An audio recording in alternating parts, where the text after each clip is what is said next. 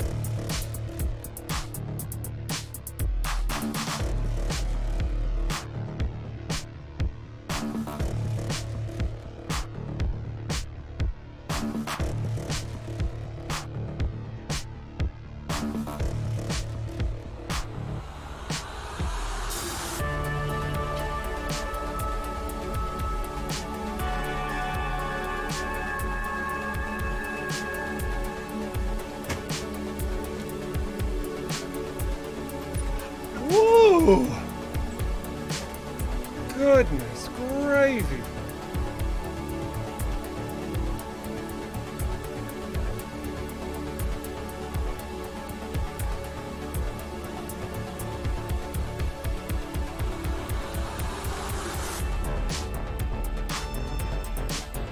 All right. I think we're all set and ready to go, right? I think, yeah? I hope so. So I just pushed the button. We're now in the freaking game, and the stream is like starting and all that stuff. So, hello, welcome. The official Rockfish Games stream. I am your host, Eric Schrader, the community ambassador for Rockfish Games. I am your host and your guide through all things EVERSPACE 2. We have a number of things to talk about, a number of things to address. I've got nerves today because these are big things. These are big changes. We've had them behind closed doors for a little bit of time. We've had plans to do this for a lot of bit of time. And it's been a while since like I got into a stream and I was actually nervous, but there's a lot of content. There's gonna be a lot to talk about, and you guys are gonna have so many questions. I already know it. It's gonna be insane, but that's okay. That's why we do these streams, is to have that conversation. It's to be real with you. You know the drill. We want you to understand why we're doing what we're doing and where we're at in this process so that you can be a part of it for us, with us, right? Otherwise, why would we do early access? That wouldn't make any sense. So let's cover what's going down in this stream first, okay? We have a couple of UX design stuff that I'd just like to talk about, and a couple things to show, kind of the state of what that looks like. And then we're gonna be going into a Rift shortly thereafter. We'll also be covering this massive topic of dynamic level scaling, which no longer exists. Well, there's a little bit, just a tiny bit for certain purposes, but for the most part, it's gone. It's completely, we ripped it out. And what you're gonna see here today, guys, I mean, it's incredibly it's incredibly experimental, okay? So like we've got a lot of issues probably that we're still hashing out. And yeah, so we'll talk about that. We're also gonna be going through a couple new jobs and maybe a side mission, maybe, as well as more rifts, more legendaries, of course. And then we'll top things off with community shots. So without further ado, let's dive in and start talking about some icons like the UX and the UI design. And let me try and find something,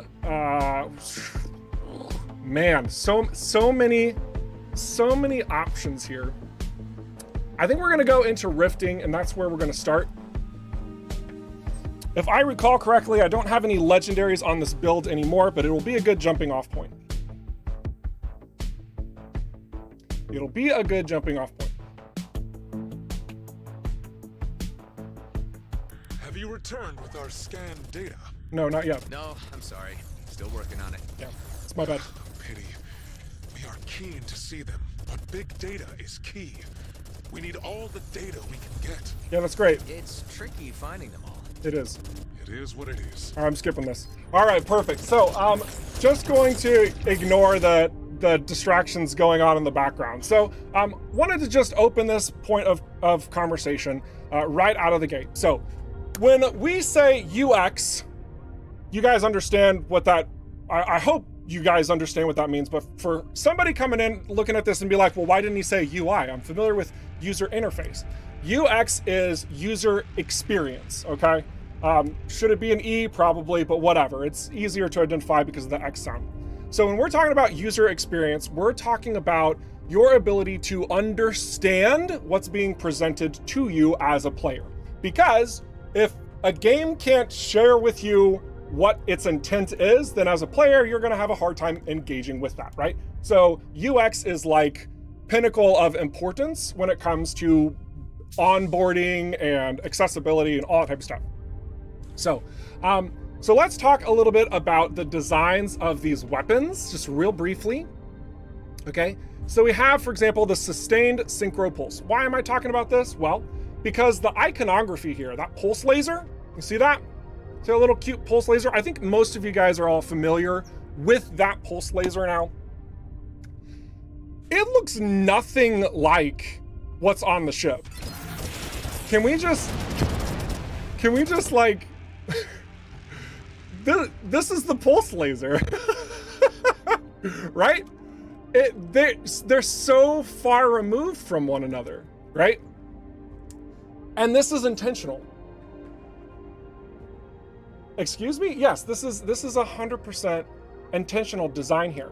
So through the course of this week, we were evaluating the state of some of our iconography, okay, within the UX, within the UI. And we determined that instead of updating all of the equipment like this pulse laser that very much does not look like the pulse laser that is here, needs to stay. It needs to stay. Because the way that we've separated out each of the different item types here, what's displayed is so much more important and profound than what the items actually look like on your ship. If we were to say, take those items exactly, bring those models into this space and put them up here, they're gonna look really detailed and beautiful, but they won't be consistent with basically all the rest of the UX. We obviously take some liberties in order to translate the equipment, your items, your loot, into like what their overarching thing is, right? Whether it's a booster, an observer, a sensor, an energy core, all of these things, right? We're taking, quite a few liberties, especially with missiles. I think this is another really good one, where most of the missiles in the game, they all look the same because we're not trying to like hyper design every single missile that's fired from your ship. I feel like that's a waste of time on our part, waste of development time, and that doesn't serve you guys very well because you're the ones supporting us and putting your money into this. We think that there's a better use of that fund. So yeah, kind of an interesting little thing. And I bring all of this up because we did, in fact, pull the actual weapons over to this, and I was hoping to give you an example of it today, and I didn't collect any screenshots. I say that, and I wonder if there's anybody on the team that's in the chat. If you could provide a screenshot of what we previously had, I would love to show the community to talk about this a little bit further. If we have one, send it to me via Slack. So, simplification here, it's to identify items from each other, okay? We are adding a lot more polish to the game state. EVERSPACE 2 is receiving a number of changes and tweaks to add that additional clarity, right? And, you know, all of the weapons, especially the legendaries, which we'll be getting to, have been getting those delicious representations added accordingly. So when we take all these elements coming to the table, it has to be consistent. It has to be usable. It has to be, you know, it's like top of mind stuff. Hans Christian, thank you so much. Perfect. Let's see. Let me grab this bad boy. Ooh, Casper Michael as well. Oh my gosh, look at you guys. You're on it. Ooh, I got two really good ones. All right, so let me, we're gonna do a quick little evaluation here. This is, oh my gosh, this is crazy. All right, so check this out. Excellent. So we see the normal weapons on the left side of the screen, of course, and what we were attempting to do in order to like reevaluate where everything's at and what it looks like and everything on the right side of the screen. And what you're seeing on the right side are these actual models of weapons.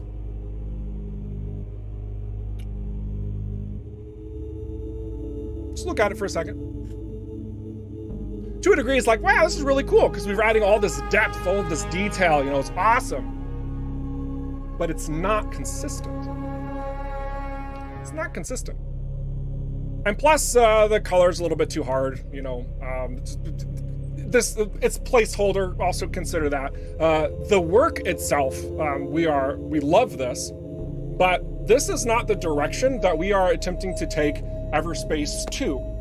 Oh my gosh, it's like he's getting to a point regarding all this UX stuff.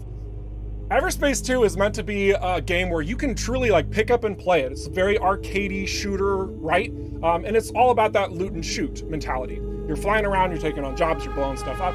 And we want to make sure that while you're going through this experience, everything is very clear in what you're obtaining and what it's able to do, right? So when you're looking back and forth, some of these do really look awesome, don't get me wrong. But if we are not translating that information correctly, then that's an inherent problem, right? For how we are bringing you into the fold. And I just want to give you guys kind of a peek into this aspect of development that we are still working on, that we're still tweaking, still refining. You guys know that we're still adding more sound effects, right? You guys know that we're still adding more like oh gosh, there's just so much. There's so much, it's crazy. It's crazy. And every little detail like this has to be done with a great sense of care for the overarching whole of the game, not just the representation of a flat gun or a pulse laser, you know, to make it stand out. So yeah, that's just a real quick look into how that's all coming together and how it's not coming together too. Crazy conversations we have. At the end of the day, like we really do like how this has been moving forward. Your feedback's been incredibly healthy on that front. And we're still going. We're still going. So, imagine just like, oh gosh, just imagine like how offset it would be if we had the models of weapons here, but then everything else was just like this. We'd have to like refine everything else, honestly. Whew. It's crazy. But there has been a lot of UI and UX development in a number of other areas. One of which that we will be talking about a little bit later. You've probably seen this a number of times in the previous streams, maybe kind of wondered, but you see this little arrow on these? See a little arrow? That means that the location is significantly under your level, okay? That's what those little indicators mean. And in this particular save, it is completely borked because I'm at level 25 and avoided all of the ridiculous scaling stuff that we have been working on. This is just a process of development as well. We've always referred to this in regards to like save games not carrying over all of the elements that they should. So we are going to talk about this dynamic level scaling after we get a round of questions, in order to just kind of like package that all up. But just know, like, every single little detail, even if it's just like a little arrow, whether it's like equipment that's out there floating in space, you know, a container versus an enemy, like the type of enemy, every single little detail. There's an absurd amount of detail, guys, that go into this in order to ensure the game is coming together as a whole. Nations are approaching. Combat appears inevitable. Wish I knew what they wanted. All right, I'm gonna take out this Redeemer Inquisitor because he's like super under leveled, so it shouldn't be too hard. Right, excellent. And we're gonna go through a rift because I want to talk about another incredibly important change.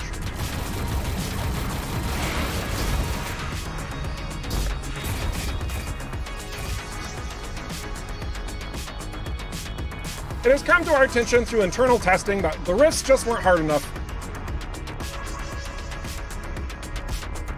That's really what it comes down to. That's just what it comes down to. So, so now you guys got the little piece of our development hell. Let's talk about the directions that we are taking things, because we are very happy with how we go through the directions and the choices that we are making through all of these sort of implementations to figure out if we do bring over these weapons, if it's going to be the right fit or not, and what that looks like for the rest of it, or if we don't. With rifting, we decided, you know, 500 is good, and we were doing it with a couple of legendaries in our ship, and we were like, this is fun, this is good, it's a really solid challenge, and we were still beating it. So we doubled it. We doubled the lunacy. So, yeah, so,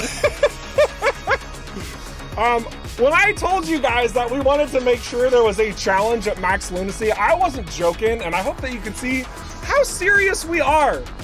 Enemy damage plus 1,000, enemy hit points plus 800%, loot quality plus 1,000.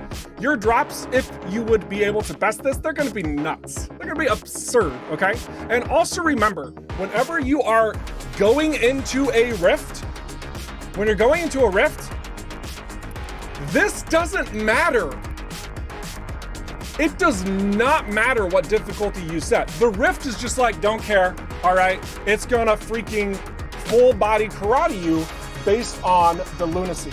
So, for example, if you were doing lunacy 0 on very easy, right? You're doing lunacy at 0, like literally here where it makes enemies easier. And you're also doing level, very easy. The very easy difficulty setting doesn't change this further. It will be exactly this. And for all intents and purposes, lunacy at 0 is effectively very easy, right? If you're still using very easy, the more you crank it up, again, doesn't matter. The stats, the flags, the whatever you want to call them, from your difficulty does not affect the lunacy at all. It's completely separate, okay? Completely separate. So this striker, I'm not sure I'm gonna have a really good time, so I'm gonna play it a little bit more safe. We're just gonna go lunacy 150 here. Haven't flown a striker in a while, but check this out.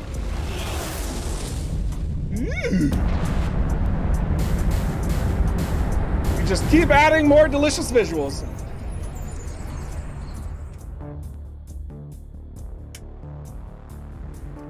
Did I say striker? Oh my gosh. Stinger. All right, so here we go.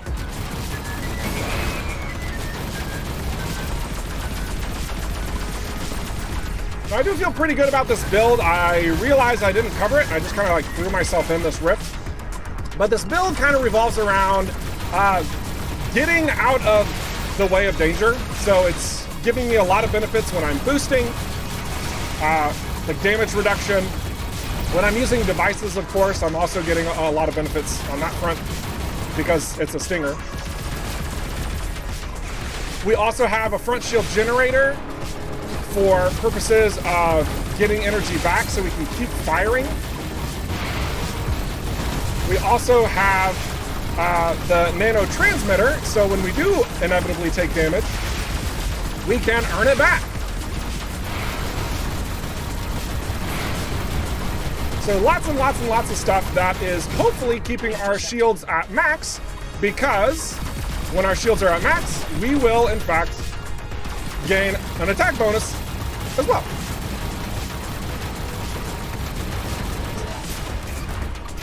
So lots and lots and lots of little synergies focused on my damage staying high by being engaged and connected and basically not taking shots unless I have front shield generator, in which case I can just kind of let targets hit me. Where's this from?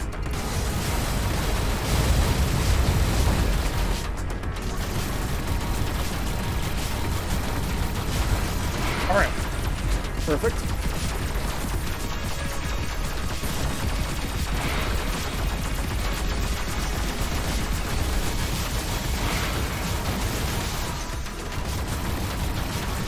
We have done a number of changes to the rifts as well. So while, of course, you guys haven't been able to experience rifts yet, some of the things that you might notice between our, like the last week's stream, for example, when I was in a rift, my progress was feeling a bit more. And we do want these rifts to be a pretty strong challenge for you guys to earn those legendaries. And while there isn't necessarily a difference between earning a legendary between Lunacy 500 and Lunacy 1000, the loot quality overall and, you know, the challenge thereof, we do feel is a pleasant one. Should be rather feel good if you can best that, share it with your friends.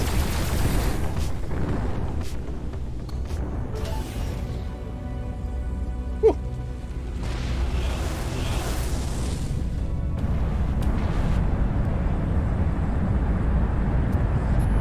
So let's see, we've got a random item is overheated for 10 seconds. Oh my gosh, I look over at the chat and I see some absolutely obnoxious statements being made. Oh, goodness. We have enemies deal area damage upon death. That might not be too bad. A random item is overheated. I don't like that. I don't want my weapons to be hurt, so we're just gonna try and keep our distance and head on through the next. As you're progressing through the rifts now, every location it's going to be just a little bit harder for you to build up your progression. So you will have to you have to effectively destroy more enemies within each respective zone, each respective area.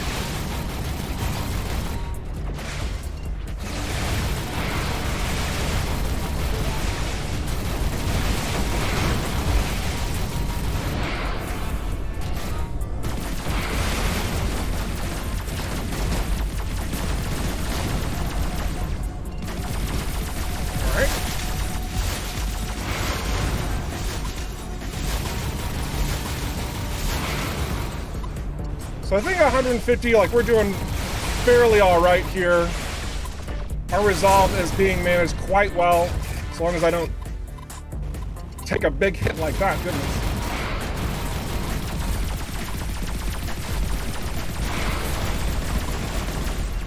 Oh, that might hurt. Woo!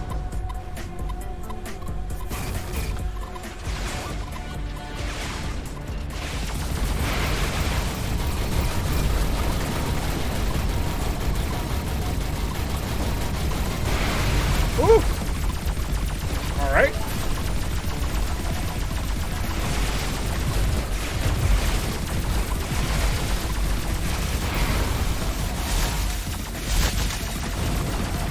Wonderful. All right.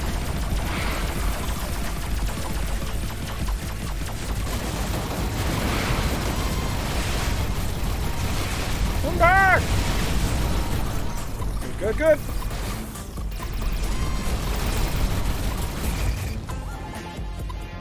Get some space here. All right, there we go.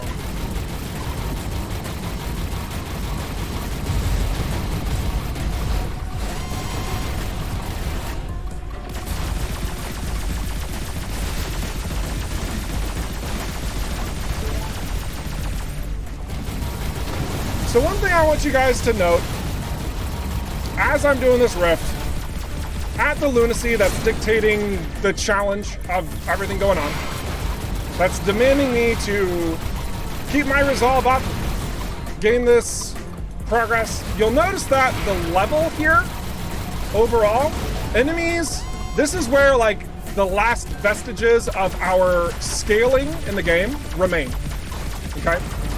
So enemies in rifts will, for the most part, be near or at your level. There are going to be a couple exceptions, like through modifiers, for example.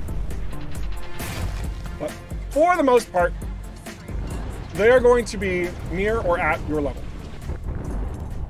Which, for all intents and purposes, should be level 25 or at full release level 30, since we want rifts to be this in-game triggerable state when you have reached the max level. Area damage on death again. Drop mines when destroyed. That might be worse. Health bars are hidden. We're just gonna deal area damage upon death. And also note that these mutators, you know, we get this one back to back. We've had some internal conversations about mixing things up even further to make the rifts more deadly, because you know it's not even in your hands yet. We're already just making it harder and harder and harder. Like this, it has to be impactful to you. It has to be powerful to you to do. If there's not a risk reward system here, then we're doing it wrong. That's how we feel. And that's why all of these little changes that I'm talking about are being applied to the game state. Because when you do these rifts, they need to be challenged.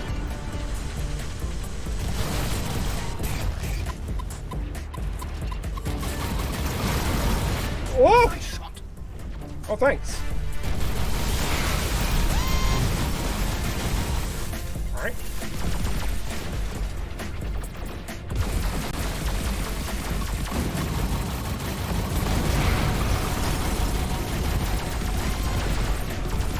Good, good, good.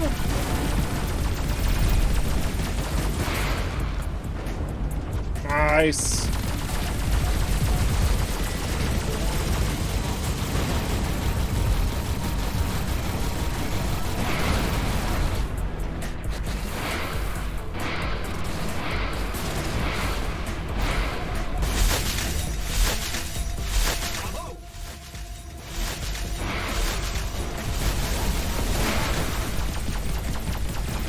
I really just didn't want to deal with this guy, honestly. That's why I'm pummeling him with everything, if you're wondering.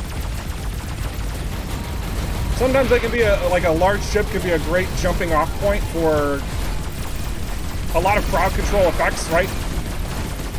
And sometimes, not so much. Just kind of depends on the situation. Oh, I missed.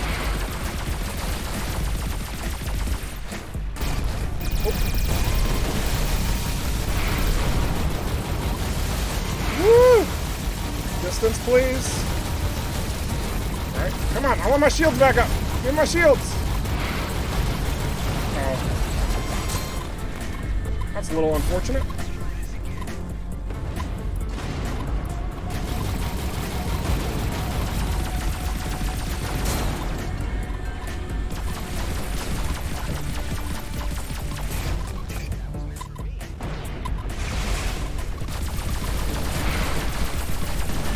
There we go. Ouch! Oh, get away, get away! Okay. Yikes.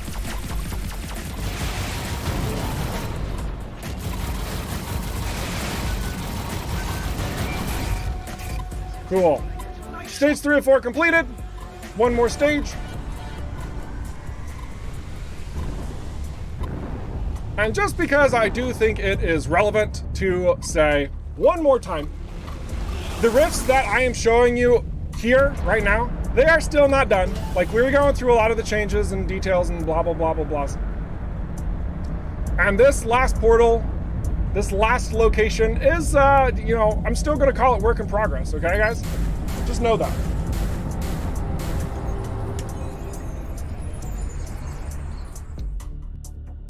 Spoot Knight, I like where your mind is at. Just gonna say that directly to you. All right, so now we just have this big baddie.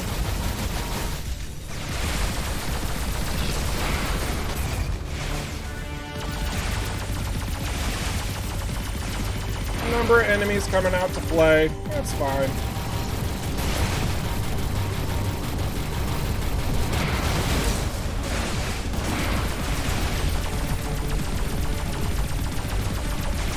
Now my guess is I'm probably not going to get a legendary, and if I don't, that's fine. I'll bring one in anyway. Because we have been working on them still. I don't think any new ones have been added technically from the last time I streamed last week.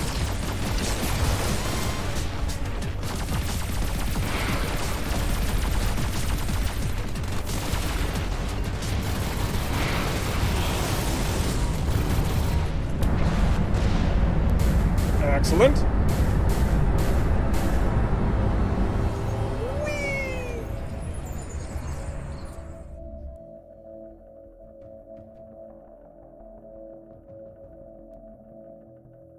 Let's see if we got one.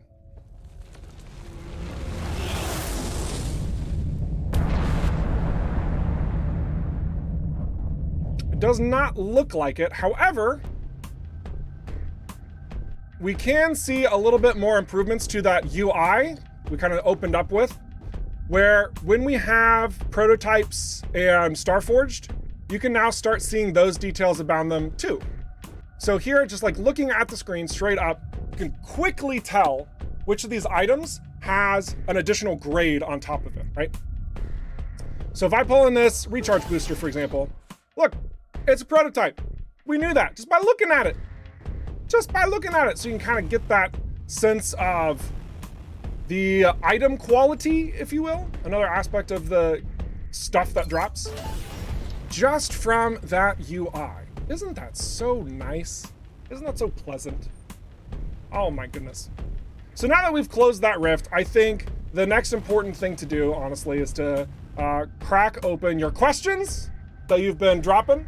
And then we are going to just hard body karate into the lack of dynamic scaling, including how the game operates without that.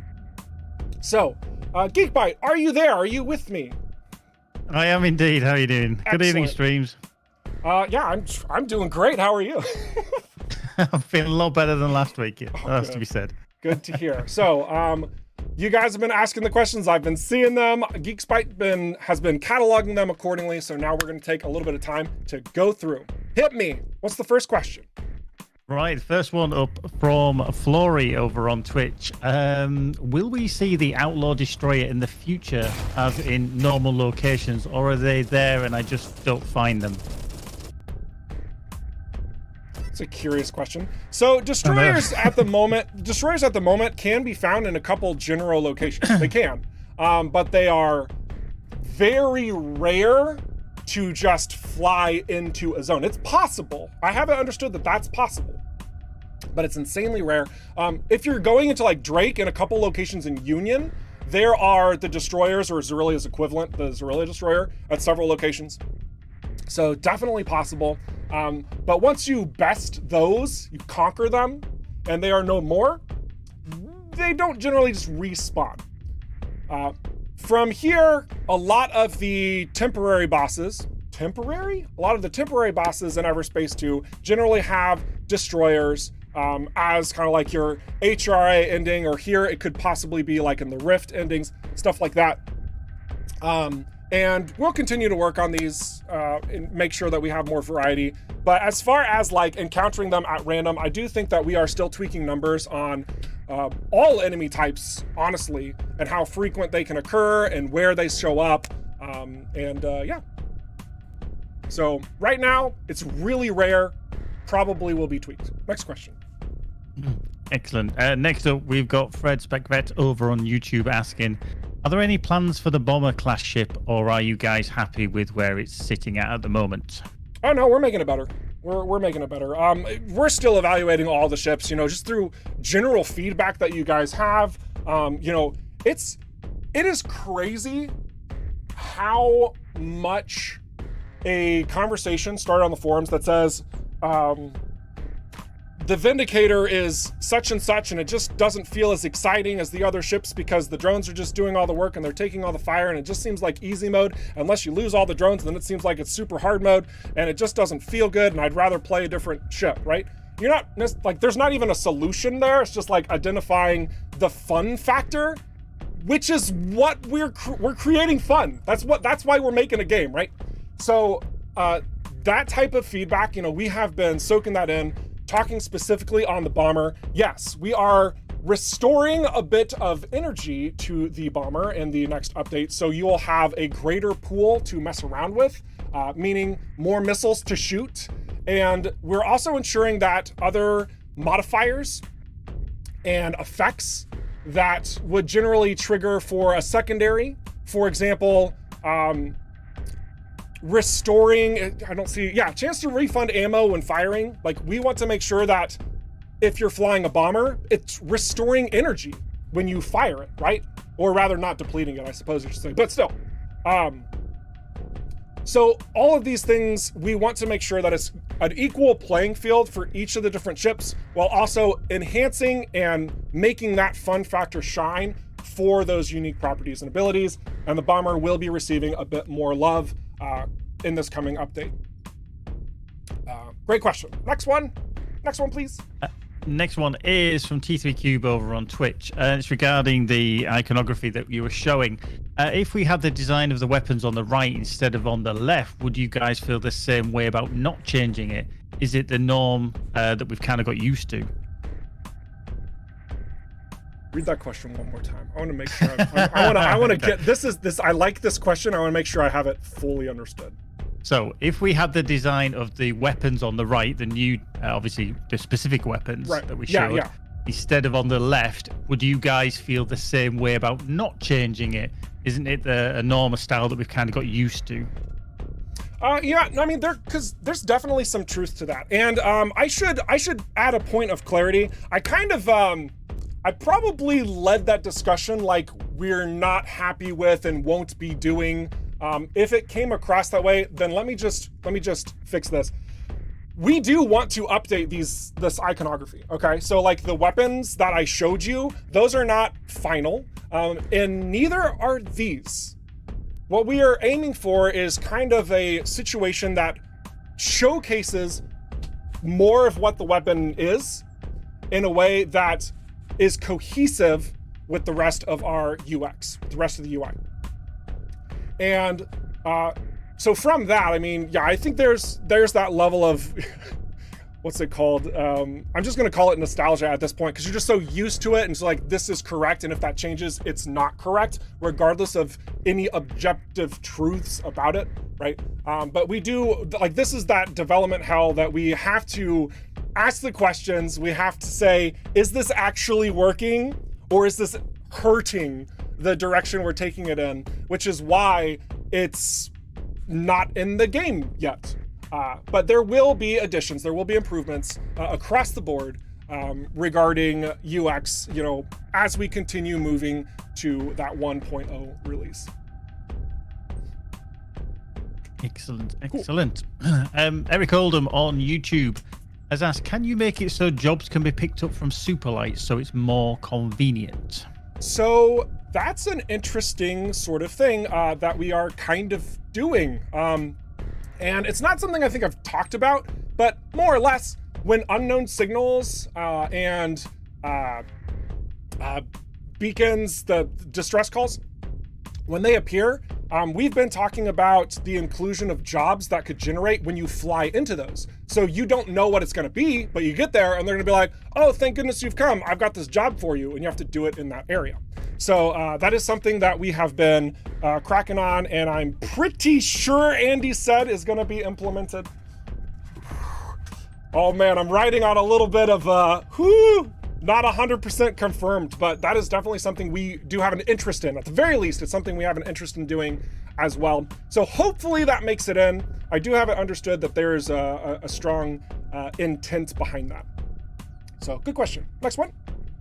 Excellent. Fred Specvet again over on YouTube. About flat guns, they do not seem to play that well as they are now. Are there any plans on making them more interesting or better to use?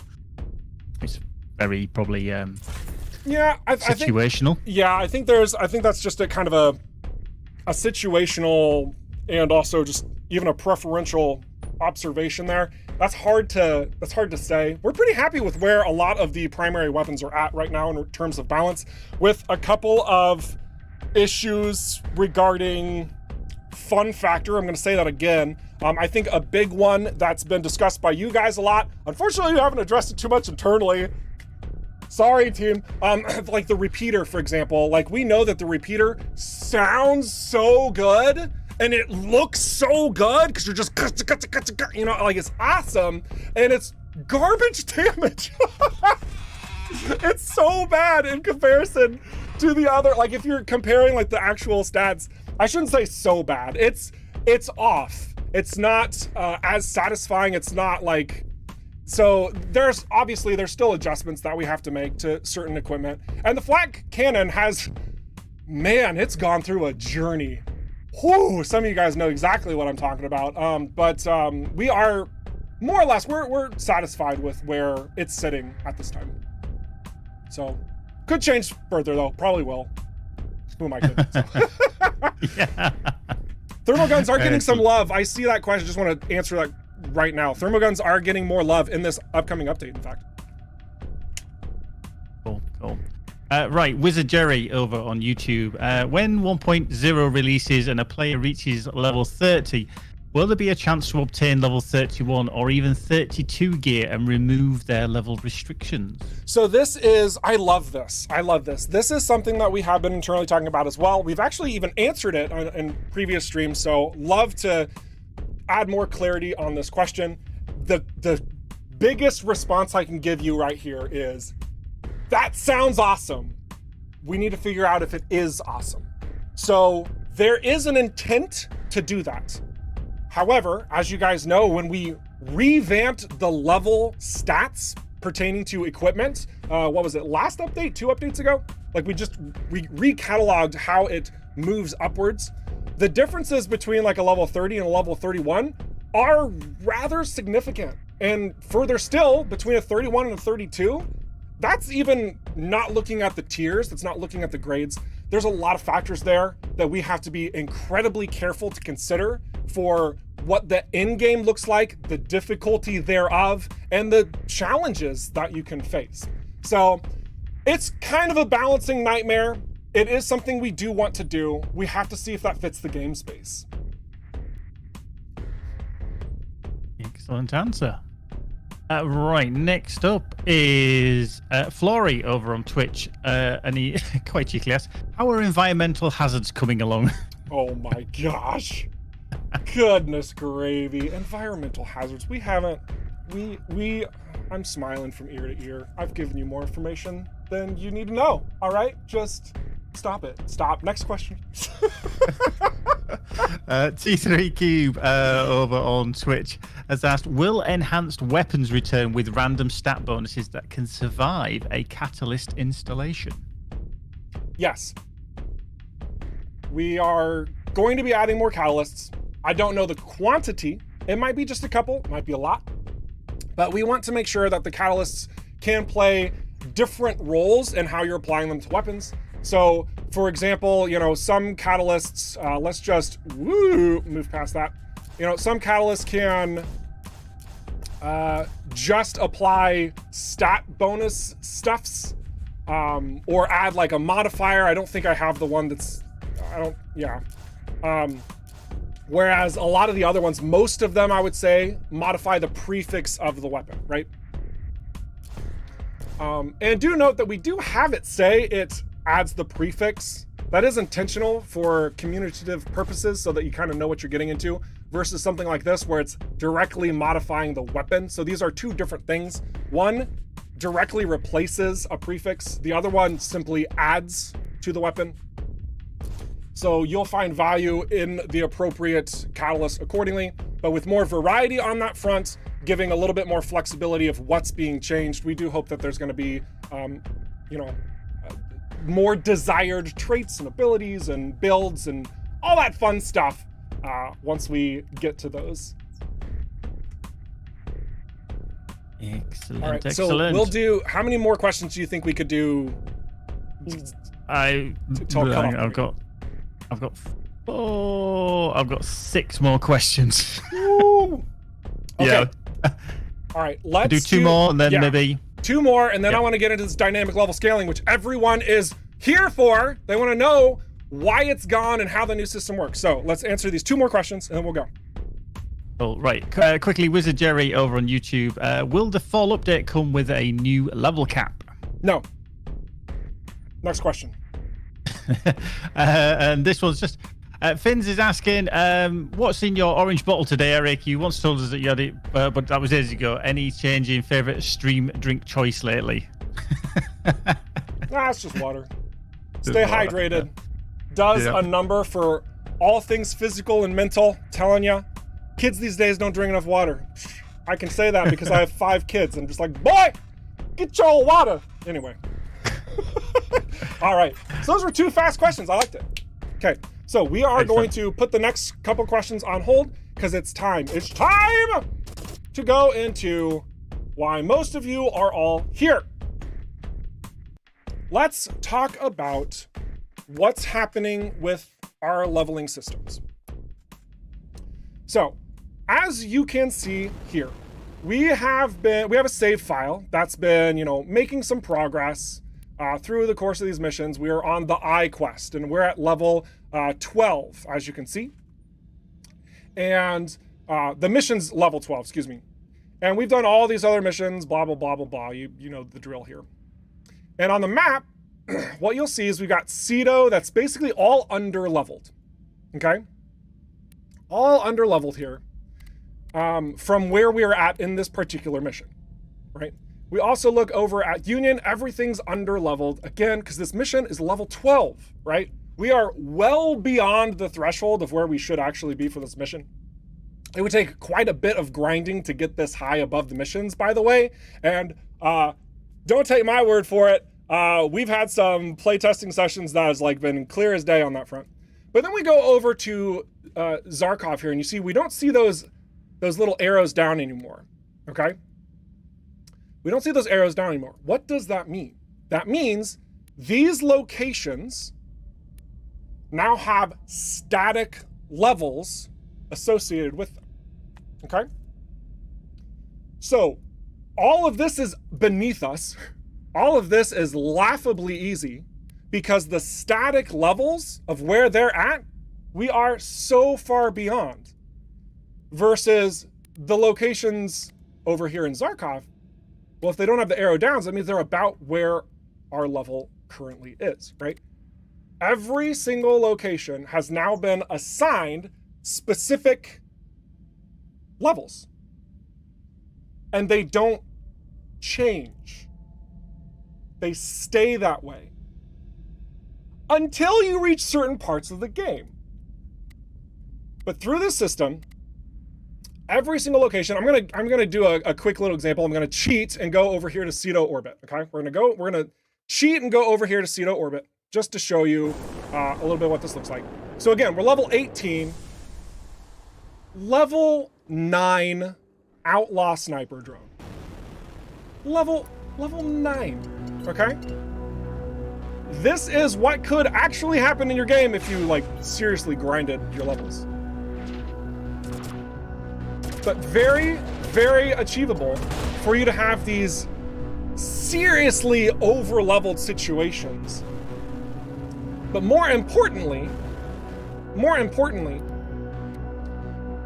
you have to build yourself up in order to best the locations you're traveling to. They don't scale down anymore. There's no more enemy dynamic scaling on that front, okay?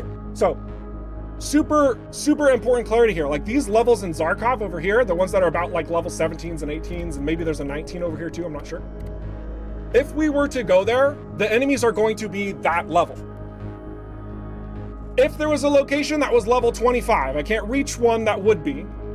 If there was a location that was level 25 and I went there right now at level 18, your enemies are going to be level freaking 25. They don't scale down. If you want to earn your rite of passage through these locations now, you have to build up your experience. You have to optimize your kit. You have to tweak and modify your build. That's how you will now be progressing through the game. When you reach these key points, we talked about this. When you reach these key points, this is the next big thing that occurs. Throughout the story, when certain thresholds have been met, you will receive notifications. I'm going to bypass the story bit. We got a bit of a situation. We're going to launch. They're going to have a couple things to say. So where is this asteroid I'm looking for? Great question. Yeah, well, I didn't exactly write down the coordinates, did I? Thought we could be compromised that way. So I drew a picture, see? He should be somewhere on a rock near that, thing. God damn it, really? Is this all you're giving me to go on? It's just a stick figure standing on a circle with some squiggles around it. Even my kids draw better than that. Now. My goodness. You do whine a lot, don't you? All right, so let's have a look what happens when we hit Superlight.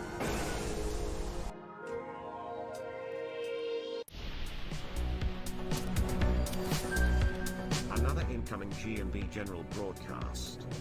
It announces that outlaw forces have yet again gained strength in the Ceto and Union systems. That's not good news. I was under the impression that you like a challenge. So when certain thresholds are reached, your enemies refortify. They double their efforts. They're like, dang, this guy just stomped all over us. Maybe we should beef ourselves up. And the locations themselves scale. No, they don't even scale. That's the wrong word. They get a specific number of levels added to them, a hidden modifier that will, in some cases, make them even higher than where you are at, okay? So in this case, these locations in Ceto, there might be one or two that are actually now level 20, for example. And we could face level 20 enemies in Ceto. We come back here, they are now going to present a challenge, but more importantly, they're going to present with us quality looting experiences. So that way you're not getting absolute garbage, or in the case of being 4 levels or higher than an opponent, nothing at all. If you are too high of a level over your opponents, they will not provide experience. They will not drop loot, because the loot is pointless anyway. It's just going to be scrap, and the experience is going to be so low, doesn't matter. So these locations, they level up. They level up. And these leveling ups, they go to a new static level. Again, they're not scaling here. What just happened is it didn't look at our level and say, oh, he's level 18, so we need to boost up to level 18. No, each location has increased by a specific amount and will stay there until it levels up again. Okay? So that's what I mean by these static levels. You'll also note there's no more arrows down in any part of Union or any part of Ceto. It's all up.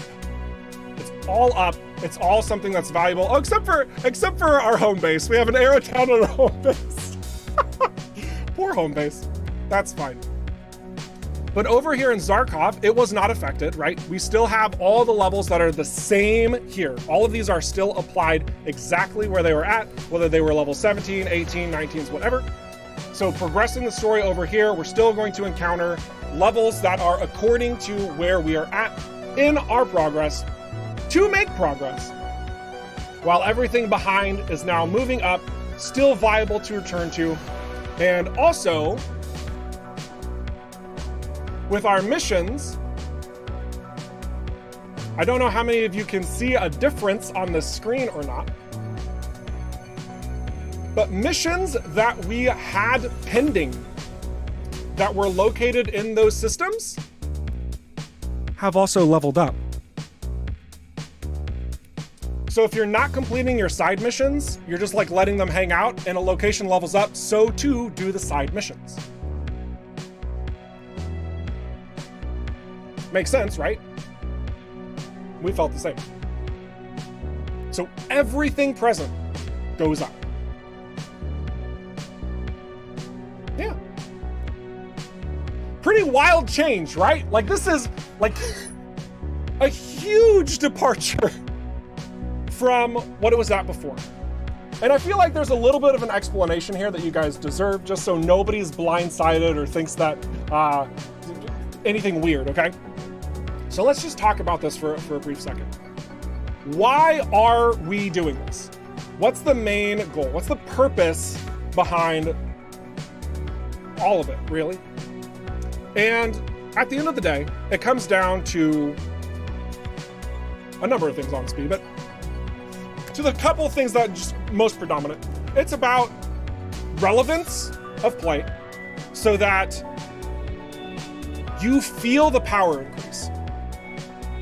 There's a level location that's 7, you know, it's hidden. You don't know quite what it is, but you're level 5, you're getting pummeled, right? You go take a job or two, take on a side mission, whatever, complete a location challenge somewhere else. You get up to level 7, you return, now you can best those foes. You feel the increase. It's applicable. You are stronger, and it shows. Enemies aren't just, oh, well, he's over here, so we're gonna be over here now. There is a little bit of an illusion of difficulty in that. We recognize that, by the way. We knew that was, that's just part of the process of getting early access out the door, making it accessible to you all.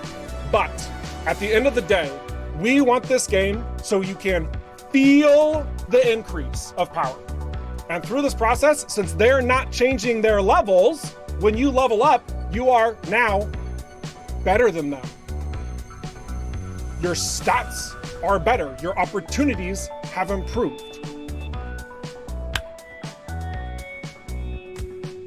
That's why we're doing it. That's why we're doing it.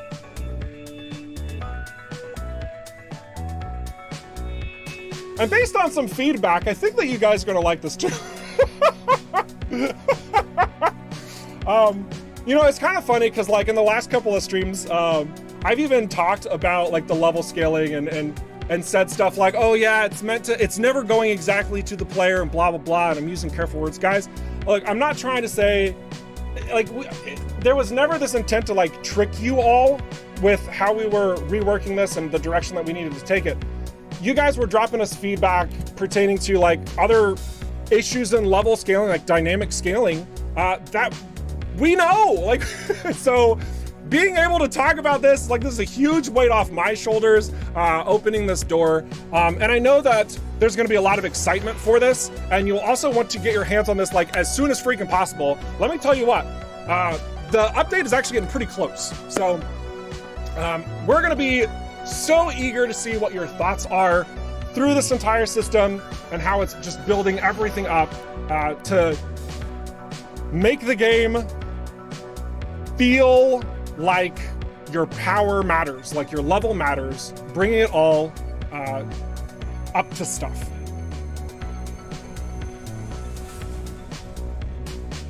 I also do want to mention that the side missions, you know, like the customs made error and stuff, I don't think we've reworked the rewards whenever they level up. That's going to be fixed. So if none of this changed and it was like on the screen before, yeah, there's still like some kinks in the system. So just know that. But with that being said, like, man, what a huge overhaul to this freaking game just on that alone. And an important note on that front too in order to experience this, I have a little bit of inconvenient news. You're gonna have to start a new save. I mean, I hope you're not surprised. Like, you're level 25, you know, pulling up that save.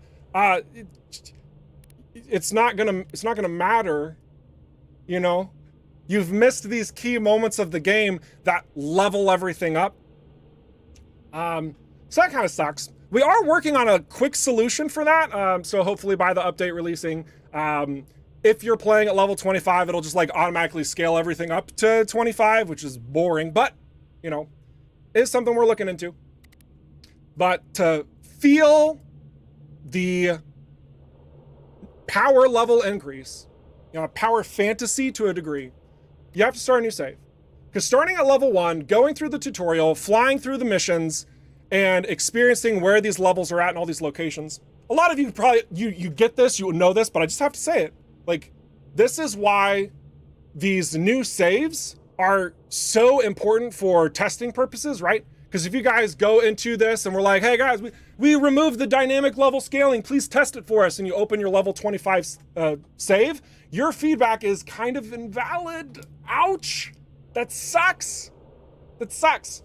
So, when we get to the update, we'll see what we can do on that front. But for the most part, there's still gonna be stuff you can comment on, you know, if you're really, really wanting to push that level 25 save even further. Obviously, there's gonna be rifts and legendaries and all this fun stuff when we get there. So there's gonna be plenty of content to explore. Also new side missions and jobs and blah, blah, blah. Everything that we've talked about in these streams. But yeah, a new save is gonna be a fantastic way to experience and provide that feedback accordingly. Whew. I feel like I can breathe now.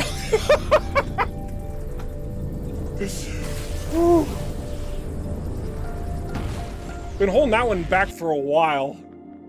So I'm just gonna fly into Union here and just kind of sit back. I know the questions have been building up. Oh goodness. Let's answer some more questions. Let's cut to the chase. Let's answer some more questions. I'm sure you got plenty because of all this level stuff going on. So Geekbite, please join me once again and shoot me some more questions. I do indeed have some more questions for you. Pertaining to riffs earlier, Gilles Mercier on YouTube. Quite a long-winded question, this one, so that's fine. He is peeled. Riffs not playing level into account, or take into account that casual players playing on easy mode would also like to enjoy the rifts with sufficient lunacy to get legendaries. Of course. There's nothing more frustrating for a casual player when suddenly a part of the game becomes hardcore games only. You feel kind of left on the side and very disappointed. Right, and I definitely agree with that. And you know, I think we have to kind of crack into a territory here that can feel a little bit uncomfortable, okay?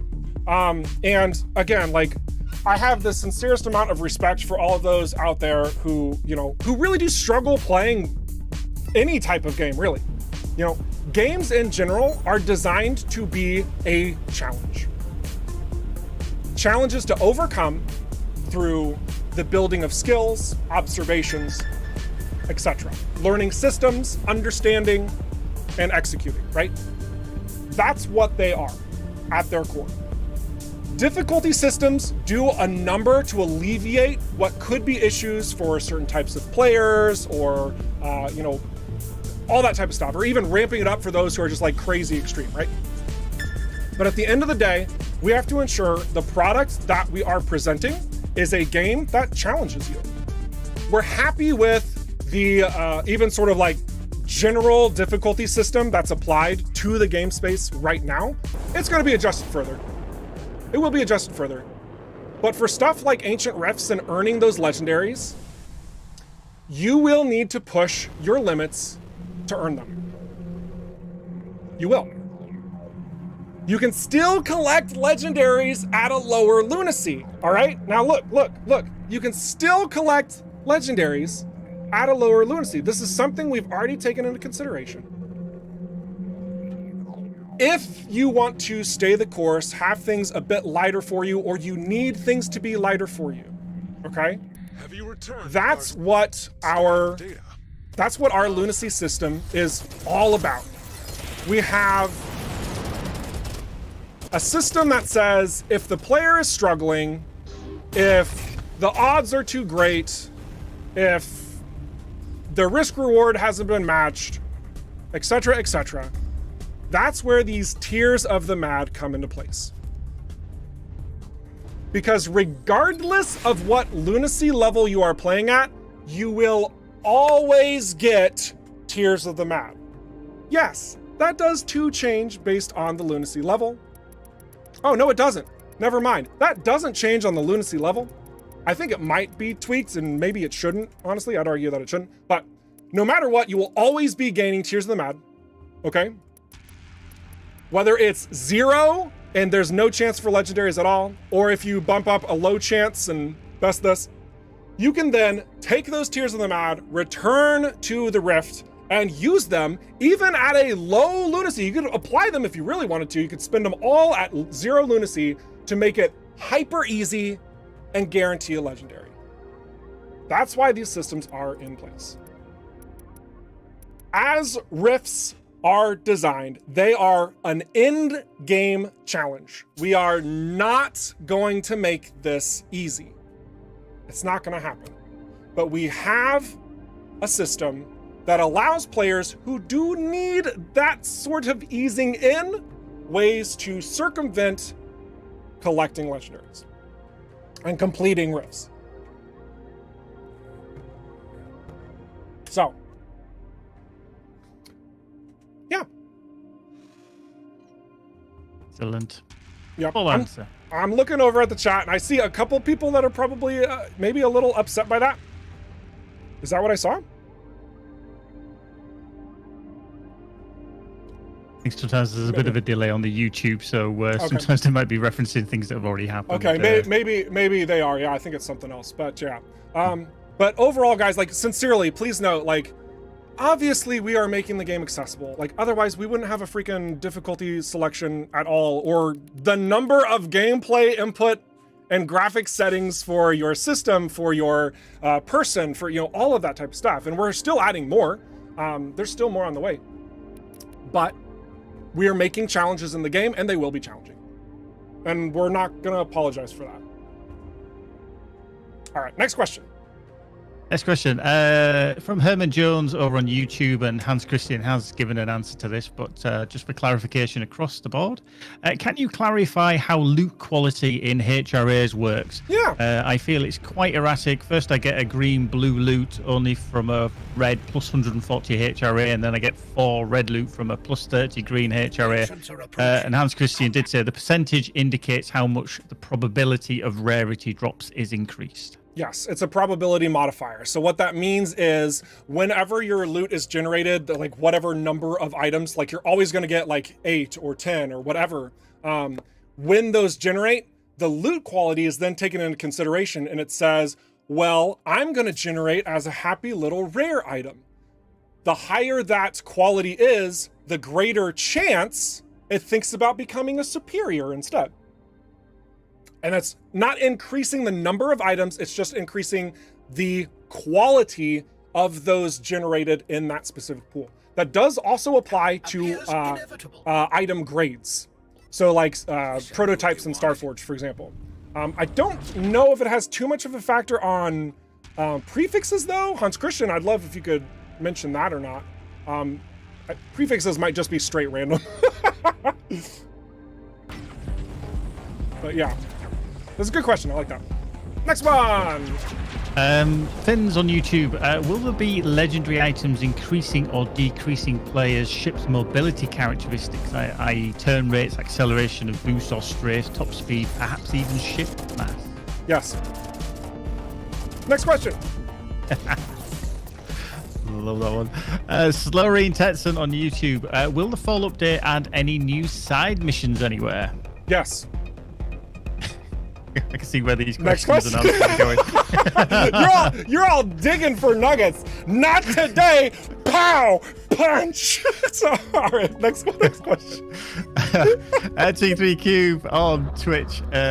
So with this hidden increase modifier, why have a level system in the first place? Why not have a grade system for weapons and hide levels in the background like Breath of the Wild, where killing certain enemies and completing certain objectives increases the difficulty of enemies that are placed? Yeah, that's a great question. And, you know, honestly, this comes down to just the overarching vision and the desires of the team that's cultivating it.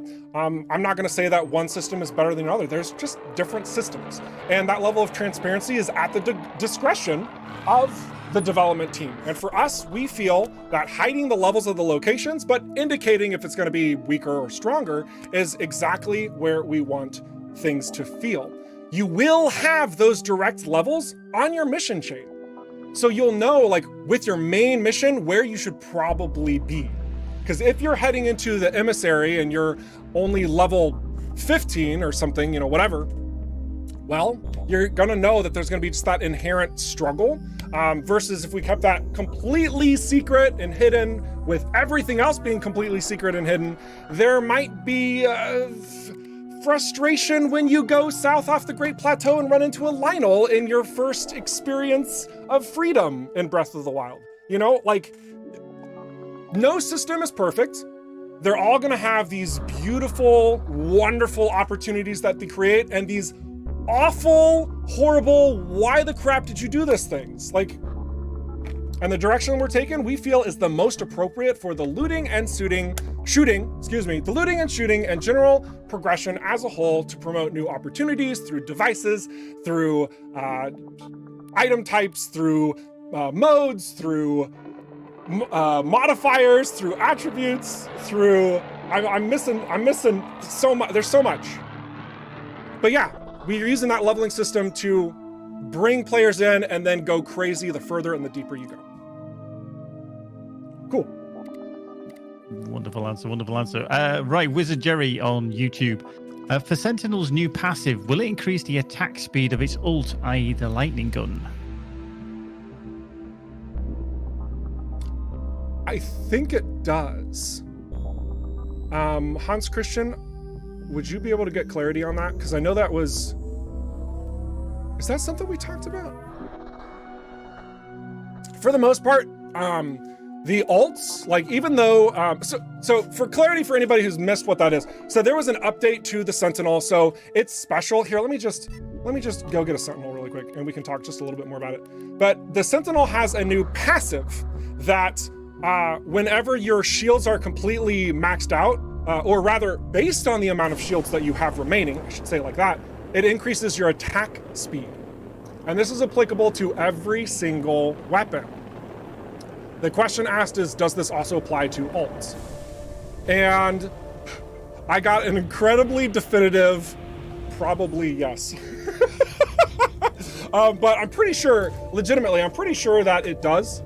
Pretty sure that it does. It just adds more ticks to whenever it's being used. So this is the special, I'll get out of the way. But this also does apply to, like, the beam laser, for example. So if there's gonna be a follow-up question on that, I'd be like, but what if, yes. So the beam laser, it will use a little bit more, like, all your weapons will use a little bit more energy because they're attacking faster, but there will be more ticks coming out of the beam laser, which means it's increasing the number of times it's even hitting by 20%. Like, its attack speed is being increased accordingly. So, yeah. Good question. Good question. Excellent, excellent. Good. We've had some very eagle-eyed viewers of the stream. Good. Excellent.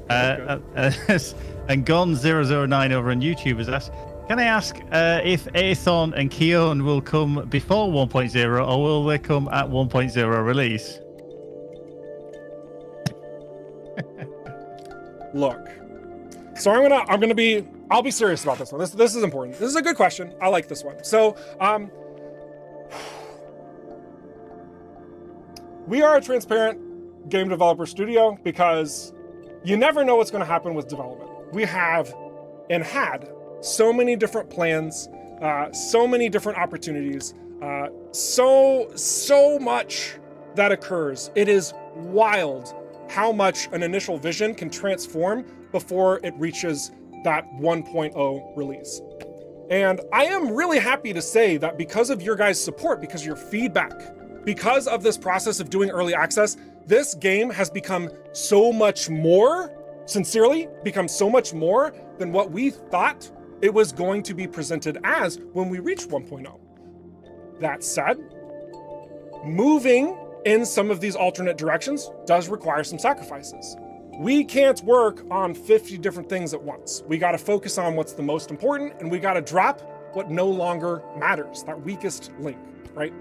We still have a large list of would-be nice-to-haves, not only for 1.0, but also beyond that. So your feedback, our ideas, it's been a healthy cataloging of bringing everything to fruition. Now I'm gonna answer the question. We should have very solidly 6 systems at full release. We will have 6 systems at full release. That means there could be more? Possibly? It's really hard to say. Remember, each one of these locations is handcrafted. It's intentionally designed to lead the eyes through exploration, to discover nuances and beauties, and incite specialty characters to invoke job opportunities and blah, blah, blah, all these things. And each one of these systems, we have telling a story.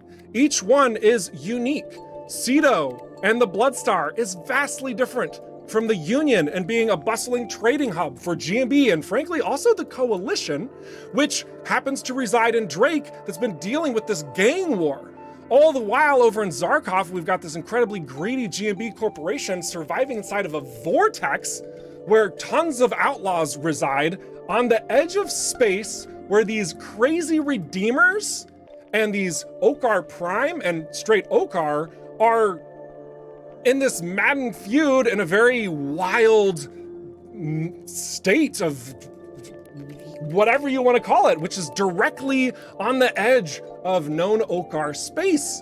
You know, like we've got each place that we're introducing, it has to be relevant. It has to tell its own story. It has to invoke those elements of purpose. And then, of course, it has to be fun. It has to bring something together. Why is this being included? Kind of like the question earlier of like, why have a level progression system in the first place, right? Like we're asking these questions and we have to say, this needs to be in, this needs to be out. This should be saved for a potential future content if we could get to it. And that's where we're at. 6 systems, at least 6 systems are guaranteed for full release. A lot of added context. I hope I've made things a bit more clear as to why. That's where we're at. Cool. Great answer, great answer. 2 more questions. One from Finns over on YouTube about static enemy levels. Do you agree that it is also important that players feel the wrath of currently higher level enemies, creating purpose for players? Beat them there later. I think it's maybe returning to areas after you're getting your ass kicked, pretty much. Yeah, I mean that's why we've changed the system. Yeah, like because I mean you will go to locations that are much higher level than you. You'll have that accessible to you as you're playing through the game now. And you can go there and try to best them, and maybe some of you will. You know, you'll get those higher level items and drops accordingly. So it is a higher risk, higher reward situation. So there's value in doing that if you're up for the challenge. But there are also going to be dramatically higher locations than where you're at. And if you go there and you're trying to best your luck, I hope that your ego will take a little bit of a hit and that humble pie turns things around for you to decide on a different pathway forward. So yeah, that's why we're doing that. Right, last one for the time being from Nikolai Petkov over on YouTube. Do you guys plan to add boss-like enemies? And I'm speaking about big ships here and there, but real bosses, even alien life forms drifting into space. I think that's a yes. Yes. Alien life forms drifting into space. I want to address that one because we are going to be adding the Leviathan in a future content drop. And I want to be clear on this front. We said it, and I'm sticking to it. I'm holding Michael to it. Michael's like, what? You can't do that. Yes, I can, Michael. He said, he said that we are going to provide the Leviathan as a free content DLC package after full release, because we can't get to it. We can't get to it. I'm being transparent, being honest with you guys, but this is something we are absolutely doing, something we want to do. So you will see the Leviathan in the future, and you won't have to pay any more money for it. In regards to like other bosses and stuffs, yeah, we are definitely going to be working on and adding more bosses throughout the game experience. Some might make it in by 1.0, and some might also come in that free update after. And we might see even more in, you know, a premium DLC content pack down the line. Just kind of depends on a number of factors: development costs, timings, deadlines, blah blah blah blah blah. But yeah, there will definitely be bosses. That's for sure. Definitely be bosses. So, all right. Another question? Nope, we're all done. You can fly on, sir. Awesome. So I want to go to this unknown signal really quick, and then we'll dive into another rift, I think. I want to see what happens here when we go to this unknown signal. Just because I think this is a point of conversation regarding like how all the scaling works as well. When you're going to these sites, okay, good. Right now it's technically working as intended. So went to this unknown signal. Clearly, these guys were trying to jump us. We had a little dialogue exchange. You will regret this, you know. And we can see that they are level 25. The way that we would like it to work, pending on approvals and everything, is that whenever you are going to any location that's an unknown signal, it's going to be applicable to locations around you. So the level of locations around you, let me say that again. It should be applicable to locations around you. So this is a broken save file, so everything's underleveled. If this was working as the new design intent would be, these guys would be like level 10. But yeah, for the moment, and probably for when the update hits, it might get fixed beforehand. I don't know, it's hard to say. When you're going to these small ventures, they'll probably just be scaled to your level in kind of a boring way for now, but should be scaled, should be applied to the nearest location surrounding it so that it has that same effect of the system level associated with it. So just that little added point of clarity. Now, I want to do another rift. I want to get some legendaries. Actually, let me take a quick breather. I'm going to get a little bit of water. I think this is a good sort of pausing point here. And I'm going to generate some legendaries and show you some new iconography, looping that back around from the beginning. What? So quick little intermission, guys, and we'll be right back in like a minute or two. So cool. Also, reminder that we have all these social media channels that you can hit up and hang out with us on. We love to talk. We love to make sure you know what's going on. It would be not beneficial for us for you to misinterpret our expectations. It's a lose-lose, so instead, let's have a conversation. Join us. Shoot us questions. Should be fun.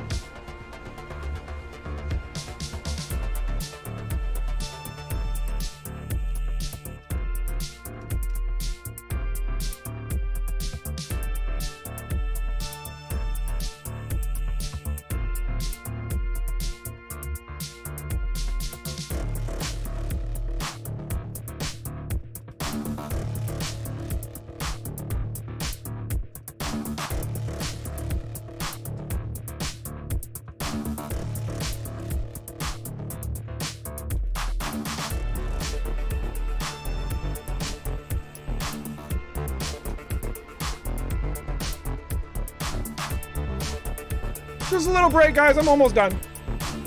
Almost done, I promise.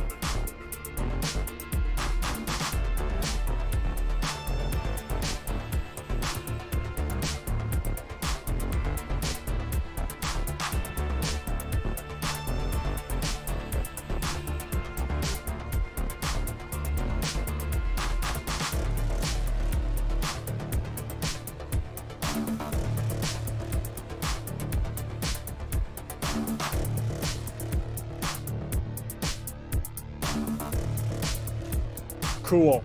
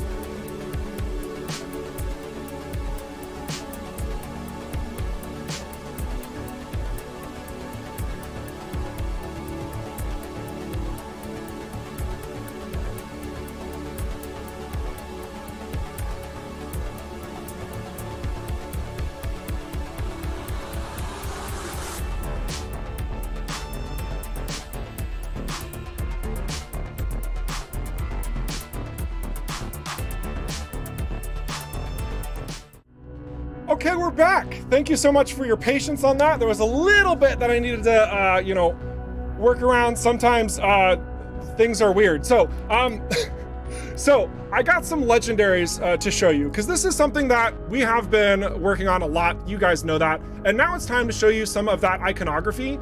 This is also going to kind of show you why we've been moving in this direction with those weapons that I showed at the beginning of the stream, okay?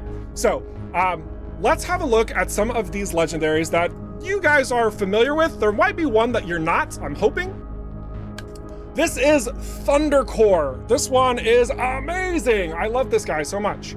And if you look at that image there, you can see an incredibly clear distinction from a standard energy core.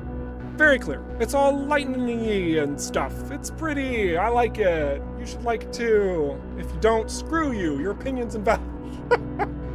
Oh goodness, it's fine if you don't like it, I don't care.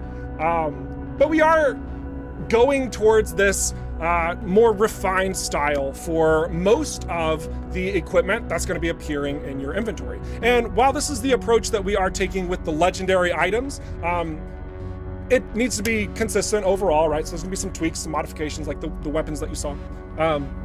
Maybe you'll see those soon too, not sure.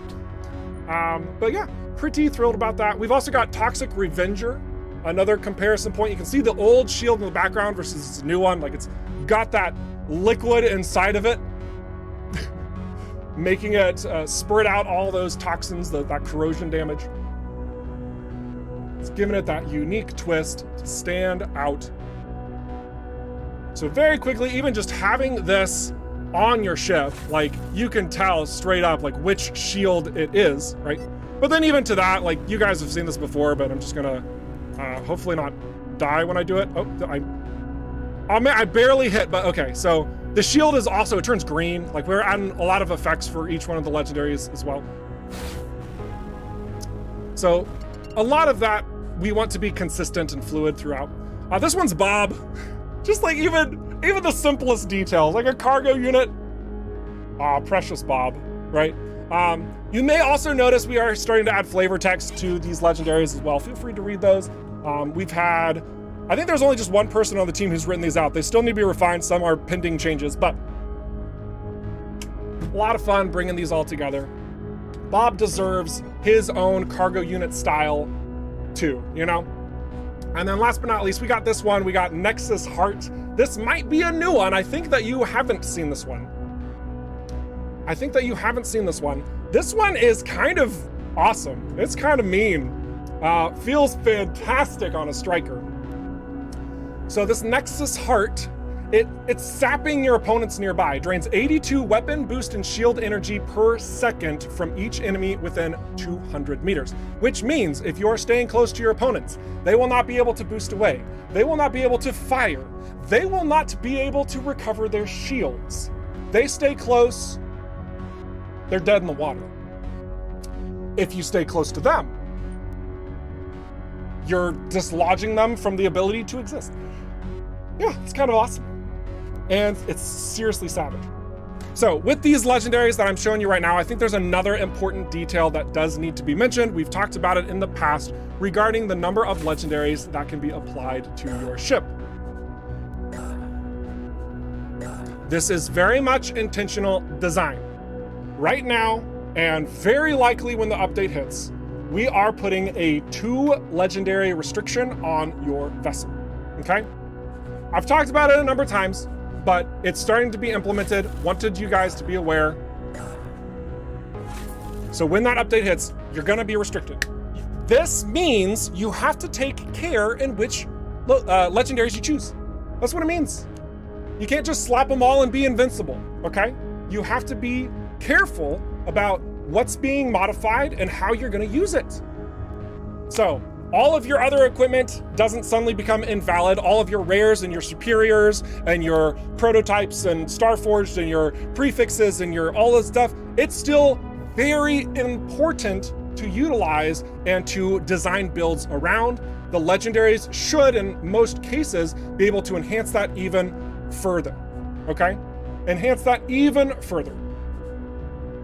So yeah, that's where we're coming from. Now, in regards to like, are there any more additions and improvements and stuffs coming to legendaries? There's gonna be more legendaries included in the game inevitably, for sure. And you know, I hovered over this, you saw this, you know this is here. There's gonna be something this is for. There's gotta be, right? We'll talk about that in the future, probably after this update. Probably after, oh, did I just hear booing back there? Calm down. Look, guys, we gotta make the game. First, we're getting out those legendaries, but then in the future, we're gonna have some ability to play around them, okay? So know that is coming and will very much be in by 1.0 release. So you get your first taste of using these legendaries, and then you're going to be able to refine your taste buds, if you will, for even more shenanigans. Oh my gosh. Oh my goodness. When is the release? The full release is 2023. Should be around first quarter.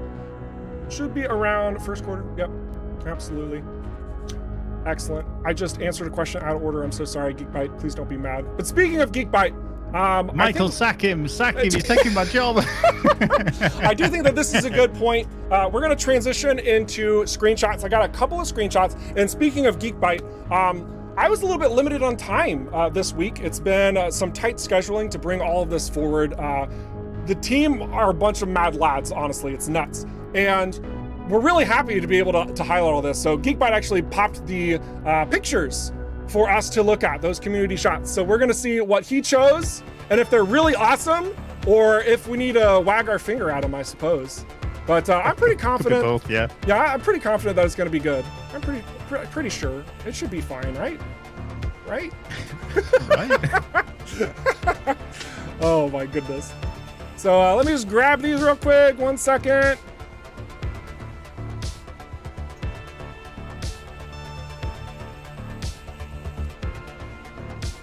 Is that good? Oh, okay. All right, cool. All right. That actually, sorry, that didn't take as long as I thought it should. So this first shot comes from Geekbite. Wait a second. You hold my own in, yeah. Oh, that's great. So what we're going to be doing in this segment is we are going to be sharing these very lovely community shots that you guys have been providing from last week, specifically on the Discord. Don't be a stranger though, uploading them to Steam as well, because in fact, Michael gets his Michael Selects, which he'll be doing again, probably somewhat soonish. He pulls them usually from Steam. Those big ones that we slap onto like the actual front page of EVERSPACE 2 when you're looking to buy the game, those shots, they generally come from Steam. So don't be a stranger over there either, but wherever you share them is pretty solid. So this one comes from Geekbite. I do love the way that you've captured this. Got an explosion behind this asteroid that you're looming around, the darkness on the ship. It's very foreshadowing of stuff. It's super detailed response here. Oh, it's fantastic. Go ahead and shoot me a question and let's start cracking into this accordingly. Okay. On Twitch, we have Uglaf, who is asking, are there any characters planned or otherwise in the game that are self-inserts? Now, I did ask for some clarification on this. And it was to do with any characters that are based on real people. And I said, well, we know about Eric, but is there any other characters based on the dev staff, for example? So, fun fact, Alec is not based on me. Yeah, it is. Yeah, it is. He's not. Don't matter what you say, it is. It is. So, I mean, you're right. I shouldn't say that. Alec is 100% based on me. That's how incredible of a person I am. And when the developers met me, they were just like, we have to, oh gosh, that's, no, Alec's a character that was designed like well before I even joined the team, believe it or not. But you know, through the process of development, I mean, I think we can all agree that he's taken on some traits of my own through these presentations, you know, and that's all great and fun. Like we love to kind of hearken, you know, those references and embody our own spirit into the game. And through that, you know, the team, I'm gonna speak for the team on this front. It's gonna sound kind of weird. The team is incredibly humble. They don't like being on screen and like, you know, present, like they just want to work. They want to build something incredible that you can enjoy. They don't want you to look at them and be like, you know, they don't want that attention, okay? Me, on the other hand, I'm incredibly selfish. But like my role here is it's to bridge that gap between this remarkable team that wants to, in some cases, isolate themselves, to really harden themselves, take this out in the best way possible while I present this content to you. It's why I'm always trying to give credit to, you know, whether it's Han Christian or Marco or Tilo or Torben or Michael himself or Uva, or the list just goes on and on and on. Matthias, it's just every single one of these individuals on the team, they go nuts. And I would be surprised if they would then plug themselves into the game in any aspect, shape, or form, because they just don't think that's efficient. They don't think that's beneficial. Still, I do know there are a couple of voiceovers that are captured for like generics that are voices from the team. But you would never notice, and it doesn't really matter. But yeah, that's about it. That's about it. So, good question. A curious question, a good question. I like it. Right, next up. Sorry. I want to say one. I want to say one more thing. No. No, this is good. This is good. Michael did provide some clarity, and I love this. I don't know how I didn't realize this, but when he said it, it is so incredibly obvious now. Michael says Alec was inspired by Rocket from Guardians of the Galaxy.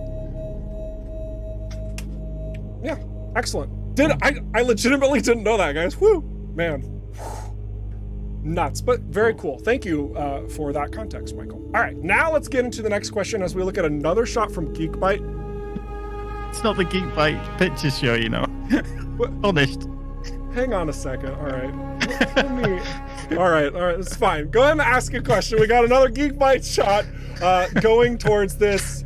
That's a drone, right? But I love the way that you made that shadow of the drone, because it almost makes it look like it's a station off in the distance. Yeah. That's clever. That's a clever shot. So shoot me a question. Right. So Slorian Tetson over on YouTube. If you manage to beat a level 20 enemy while you're being level 10 yourself, will that result in rewards you can't equip because you're 10 levels higher, or you're 10 levels Correct. lower than they are? There's a certain threshold where if you're fighting enemies that are super high level, for our balancing purposes, they should be destroying you rather quickly, unless you are some like of pristine gamer perfectionist of performance. You know, you're not going to stand a chance. You shouldn't stand a chance if we are doing our due diligence with the design. But even still, should you best those challenges, all it's going to do is alleviate them barring your way forward in wherever you're at. It is not going to provide you with like a huge experience gain. It's not going to provide you with level 20 equipment. That's not how we want to design this progressive movement forward. We want there to be ridiculously hard locations barring your way forward. We want there to be softer levels that are challenging but can be beneficial, and then we want there to be you know, those weakened levels that if you're returning back to, or if you are you were struggling with before and now you've got revenge you want to take on, like that's going to be that style, that feature in going that direction. So cool. All right, next question. as we Excellent. transition to High Barf in this vertical shot. Getting a lot of vertical shots from High Barf. I do dig this one myself. I think it's a good shot. It's pretty. Excellent. Right, we have one from Finn's on YouTube. Okay. Will we be able to postpone? This is for Rifts. Sorry, yeah, there's no context. Will we be able to postpone doing it while, like we can do with high-risk locations, by stashing signal decoders, or will Rifts be a do now or never opportunity? I really like this question. So there's also still some internal, should I call it a debate? Discussion is a much better way of putting it. I think we've come to a conclusion, I hope, probably, maybe, in how, like, we want the accessibility of Rifts to be, fairly open, right? So there will still be a means, like, you're gonna have to earn some aspect of getting through Rifts, right? So whether that might be like, you need a super generic example here, like you have to get the power crystal to make the spatial bypass tear open, whatever. But if we were to go that route, I just want to be super clear on this front, it's not like those are going to be super hard to find, right? You're going to get it from like a specific event, or Elite drops it, or something will make it to where you can bridge that gap, right? And I'm pretty sure they'll be stackable if we go that direction, all that fun stuff.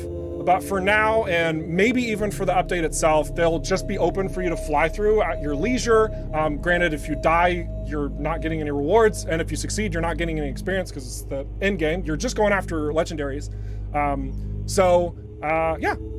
Whew, I hope that's gonna cover that question to its fullest. It's such a particular element because we want those rifts to be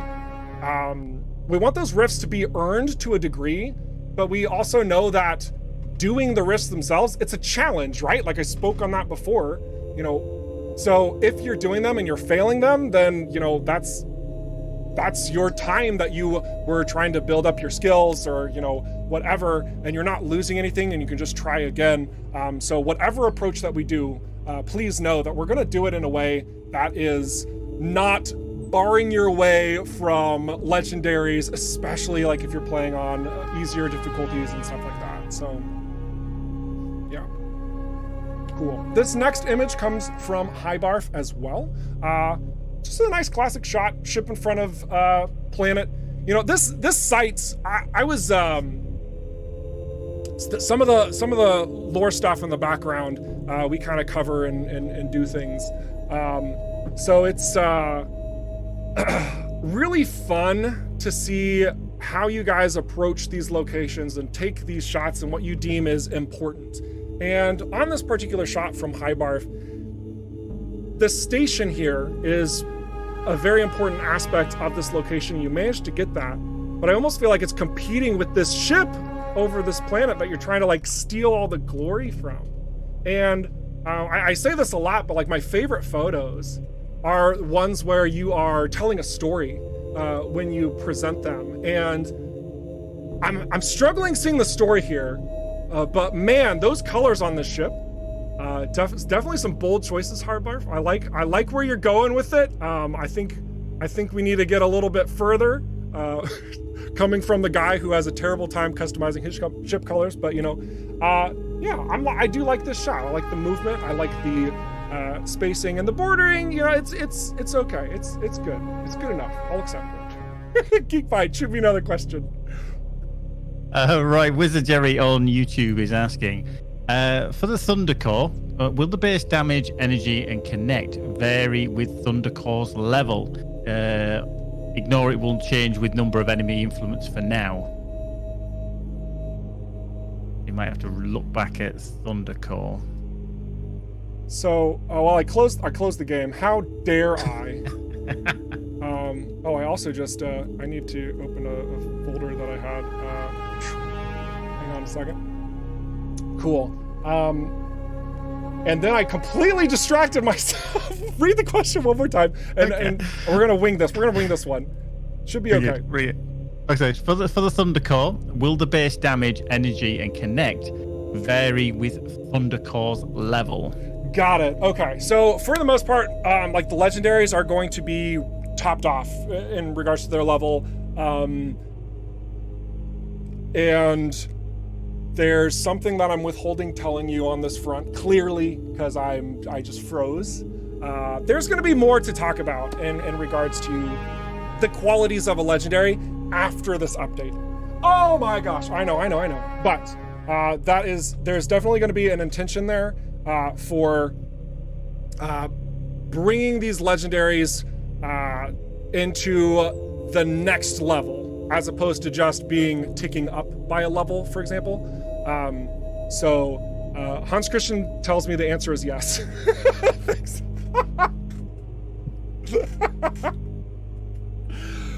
Cutting to the chase, I love it. All right, next question, as we are looking at a shot from Phantom Lord. Oh my goodness. Right, Freestone over on YouTube is asking, I may have missed some streaming, so this may be known already. No Will worries. legendary item changes be restricted to only when docked? No, they will be able to be transferred at any point in time that you would like, provided you are not in combat, and those other sort of restrictions, specifically for weaponry. Now you think about that for the modules, I think you can just freely transfer them over. Hans Christian, I see an exploit, if you see the same thing that I'm seeing.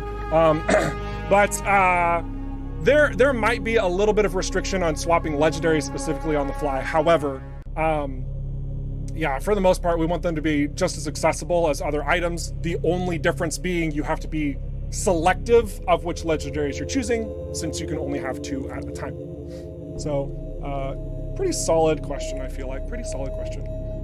We've got another shot from Crispy Muffin, which is, that's nice. That reminds me of the interstellar travel through EVERSPACE 1, when Seth Nobu pulls you out of orbit and you can see a galaxy in the distance.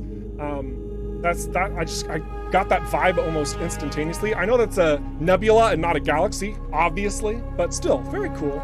I like the way that was portrayed. So, sweet, sweet awesomeness. And what's another question we got? Actually, wait. Hang on a second. Old. Sorry. I'm getting a couple messages, and my goodness. Okay, no. I would say go ahead and shoot me a question. Yeah, go for it. Okay. Gilles Mercier over on YouTube. Will we get a new ship tier with the fall update? Hans Christian has answered this one with a no, not yet. Okay. All right, guys, I have a special announcement.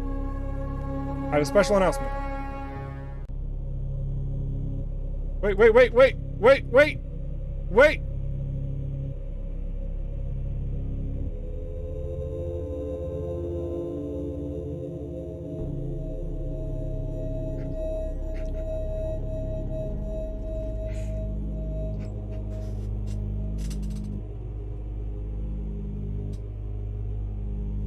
No audio. Hang on a second. Roll back that video. Hang on. What do you mean? No, hang on a second. Where is this audio? Why are you not coming through? How dare you? How dare you, audio? Hang on a second. Hang on. Let me just do that. Let me do this. Hang on.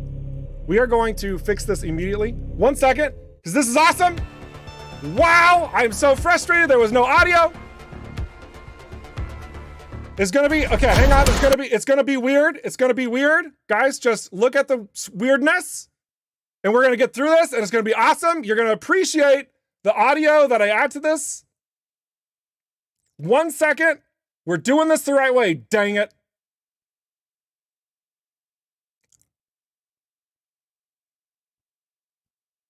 One second. We are doing this the right way.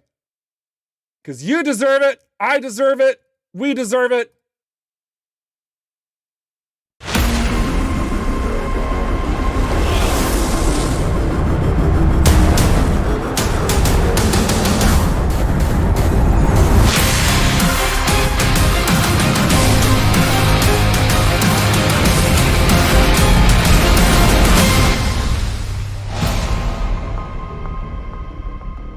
Ah! Yes! Yes! Oh my gosh. And now my screen won't return to me. Come back, screen. Where did you go? Oh, technical issues be damned. The experimental branch is live, ladies and gentlemen. Hopefully my screen will come back to me as soon as it decides to. Oh my gosh. But let me tell you what, guys. We are stoked for you to dive in. I do have a couple of... Okay, I'm back. Cool. I do have a couple of notes that I need to give you, okay? Because you probably heard me say a number of times through the course of the stream, okay? A number of times through the course of the stream that, you know, this level scaling system that we've removed and are replacing with the static level scaling, this is something we need you to test for. If you go into the experimental branch, I know you're all excited and you want to get to all the different things. I get that. And there's going to be some of you who don't care what I say and you're just going to be like, don't care, go into rifts, whatever. That's fine, I guess. But for the best feedback possible for us to get this primed and ready to go for the full update, which is now incredibly soon, start a new save file, okay? Take everything that you've done, move the folder over, save it elsewhere, start a new save. That's gonna help you see what we've been up to and how this all comes together. That's gonna mean your feedback will solidify how this needs to happen. It will bring it all together full circle. Please start a new save if you're diving into experimental. I think that you'll appreciate it if you do. All right, so we've got this shot from Thunderflame. Oh my goodness. We got this shot from Thunderflame, cruising into Drake. Woo! Goodness. Man, I wanted that video to have audio so bad. I'm so sorry, guys, but I'm glad we got there. I'm glad we brought it together. I hope that you're pumped. Start downloading that experimental branch immediately, because we are gonna have a good time.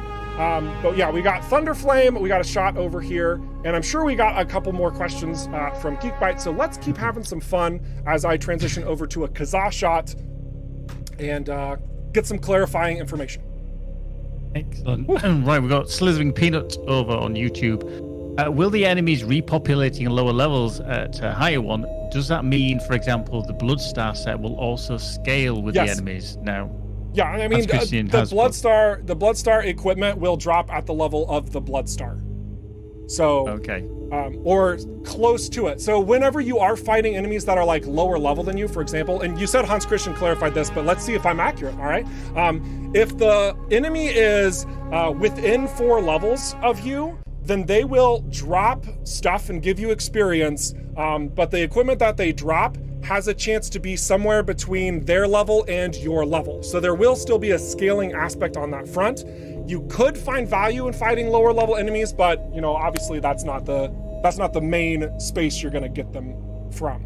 So yeah. So what did Hans Christian have to say? Just to see if we're on the same page, I hope. He just said item sets do not scale with enemies, but he wasn't sure if he understood the question correctly. Okay. Yeah. So yeah, in regards to like, so because in Cedo, like all of that levels up at a certain point, the Bloodstar that generate there also level up, which means when you fight them, the equipment that they drop will be at that level. So that's what I'm kind of thinking of you're referring to. Just to, you know, if there's something weird there and you needed clarifying information, please ask again. I think that's more what you were kind of going for, I hope. We got another shot over here from Highbarf. Lots of laser beams going pew pew. I dig it.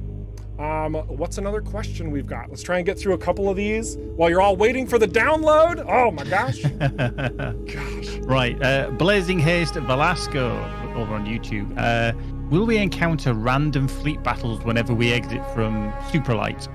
For example, in the Drake system, 2 gangs fighting with battleship and cruisers. Yeah, so in the Drake system, you can encounter battles between the different factions, both as a battle support job as well as randomly through unknown signals. So those are happening. In regards to other systems and little battles that are happening between factions, that's definitely a That would definitely be pretty dope, wouldn't it? All right, so we got another shot, last shot. This is from Flory, and let's start just answering lots of delicious questions for you. Let's just go. Let's bring it on. Let's go. Okay, I've got one question. I've only got the one question, so the streams need to pick up on the questions. Gilles Mercier again, and this is regarding the new update. Do we now have the possibility to rename our saves? No. Oh my gosh.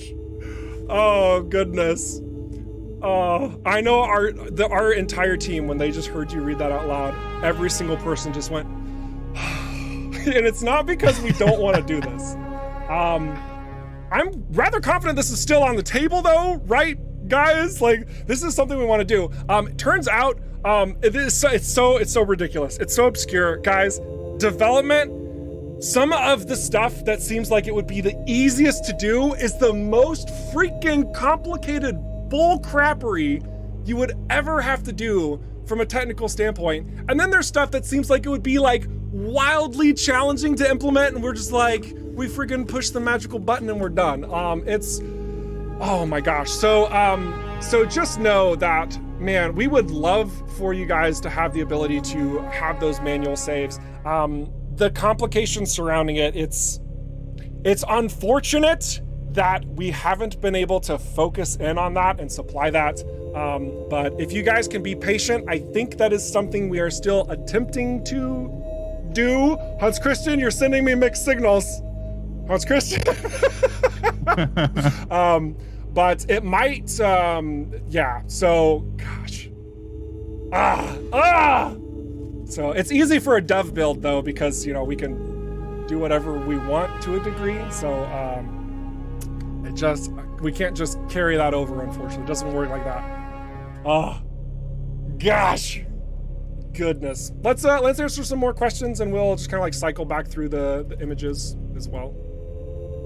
I got nothing at the moment. Oh, nothing? Okay, so cool. But yeah, guys, Experimental's live. Just a couple like little tidbits of information. Oh my gosh.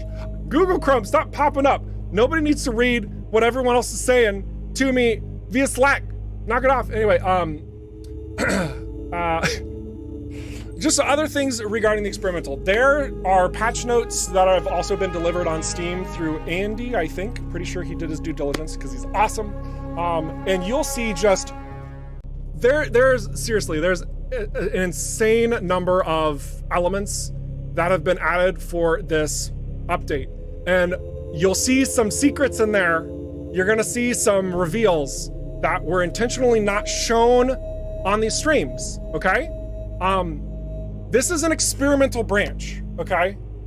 It's for testing purposes primarily. If you are encountering content that has not been revealed yet, please refrain from being a dipshit. There, I said it. Just be respectful, okay? With that information, that knowledge, like, we are cultivating this experience and delivering this information accordingly. So, yeah. Thank you. Awesome. I've got one question that has come in. I don't know if we can answer this one or not, but Bearded Frog is kind of just wanting to know, can we say anything about which team member did any voiceovers and what character they did? Oh goodness. I mean, I think there a couple generic lines came from some of our, like, the developers on the team. Like Andy, I think, did some voice lines for like generic, maybe Okar, and then it was distorted. Is that right? Is it Andy? Andy, are you there? I mean, but like, sincerely, like, this is just, it almost doesn't necessarily matter, because like, even when I said distorted, right, we are altering these voice lines to where they're just subtle, immersive interactions that are going on in the game world. You know, when you're flying through space and there's an opponent that recognizes you and he says, I got him, I got the target, you know, whatever, it just adds just a little bit more weight to the experience that you're having. And that's why we're kind of going in that direction. Just enemy chatter line, oh my gosh, enemy chatter lines. It's just, getting all these messages from the team. Thank you so much. I love how all of you guys want to know, like, who said what, where, who said this line. And, you know, obviously we're also using professional voiceover for our leading characters and bringing that all together too, because it's important to the game. We have to have those believable characters, and they have to be delivered from that professional standpoint. Yeah. More questions come in as well. One more point to note. Andy does say that there were some voice lines in EVERSPACE 1 that he had done, but the background chatter does not have subtitles. Yeah. But we're just referring to like who recorded voice lines. It's just kind of having fun while people are waiting for the experimental. So yeah, so cool. No character portraits at all, though. No character portraits. Yeah, need to clarify that. There will not be any team member portraits that are plugged in. I think there was a discussion of one person at one point, and we were like, because it was weird or something. But I digress. All right. Any last little observations, points of conversations that you guys want to bring up? I'm just chilling with you for another 3 minutes. Yeah, one thing's come in, just for a little bit of clarity. Do we have a time frame for the length of the experimental before it would get pushed to live? Because people have said if they restart a save, it's going to take a while for them to level. Yeah, and save your saves right now. Like, move them out. Like, conserve them in another location. Retain them, I should say, retain them at another location on your computer so that you can start a fresh save with the experimental. I think that's going to be the best way to move forward. If you need help locating your saves, we've got plenty of information on the Discord and the forums, and just like do a quick Google search, you can find it. Sincerely, it's super easy to do, because that new save data is going to give us the information we need to make sure the removal of the dynamic level scaling is where it needs to be, right? So, yeah. One quick question from John Drinkwater over on YouTube. ROCKFISH are developing one of the best space games ever, but in the team's downtime, which other genres of games do the team play, and who is the best gamer in the team? Thank you very much, John Drinkwater. That's awesome to hear. You think that? Oh my goodness. No, we play all sorts of games. Oh my gosh, like there is no stone left unturned. We've had ridiculous references for directions that we should take in our own game, inspired by stuff that you might not ever have thought of. It's like goodness, there's so many games. Like it's like this is an impossible question to answer, but you know, we play everything and anything. A lot of us, there's similar games to EVERSPACE 2, right? A lot of like the inspirations that come from EVERSPACE 2. So that comes from several roguelikes, believe it or not. We have a lot of progression-based games like Destiny 2, for example, with loot as a core mechanic. You know, Diablo 3 and Diablo 2 also. I still play Diablo 3 from time to time, believe it or not. I'm a big fan of Deep Rock Galactic, which, you know, has also been a source of inspiration. There's so much. There's so many games out there, and it goes back so far. Like, it even goes to stuff like FTL. Shoot, that was a leading charge for the original EVERSPACE. Gosh, there's so much. There's so many games. I mean, and obviously, I shouldn't have to mention this, but just massive throwbacks to the original Elite, Privateer, Freelancer. Like, goodness, I don't know if anybody on the team's still playing those, but you know, a lot of inspiration comes from that. We do have a couple players who play Elite Dangerous, and yeah, just there's goodness, it's so much. There's so many games. Rockin' Stone, yes. Yeah. That's season 3. People though, are just right? seeking a bit more clarification on the experimental. Are we looking at a few weeks for experimental? Yeah. So let's answer that right after this point of clarity, and then the stream is going to conclude.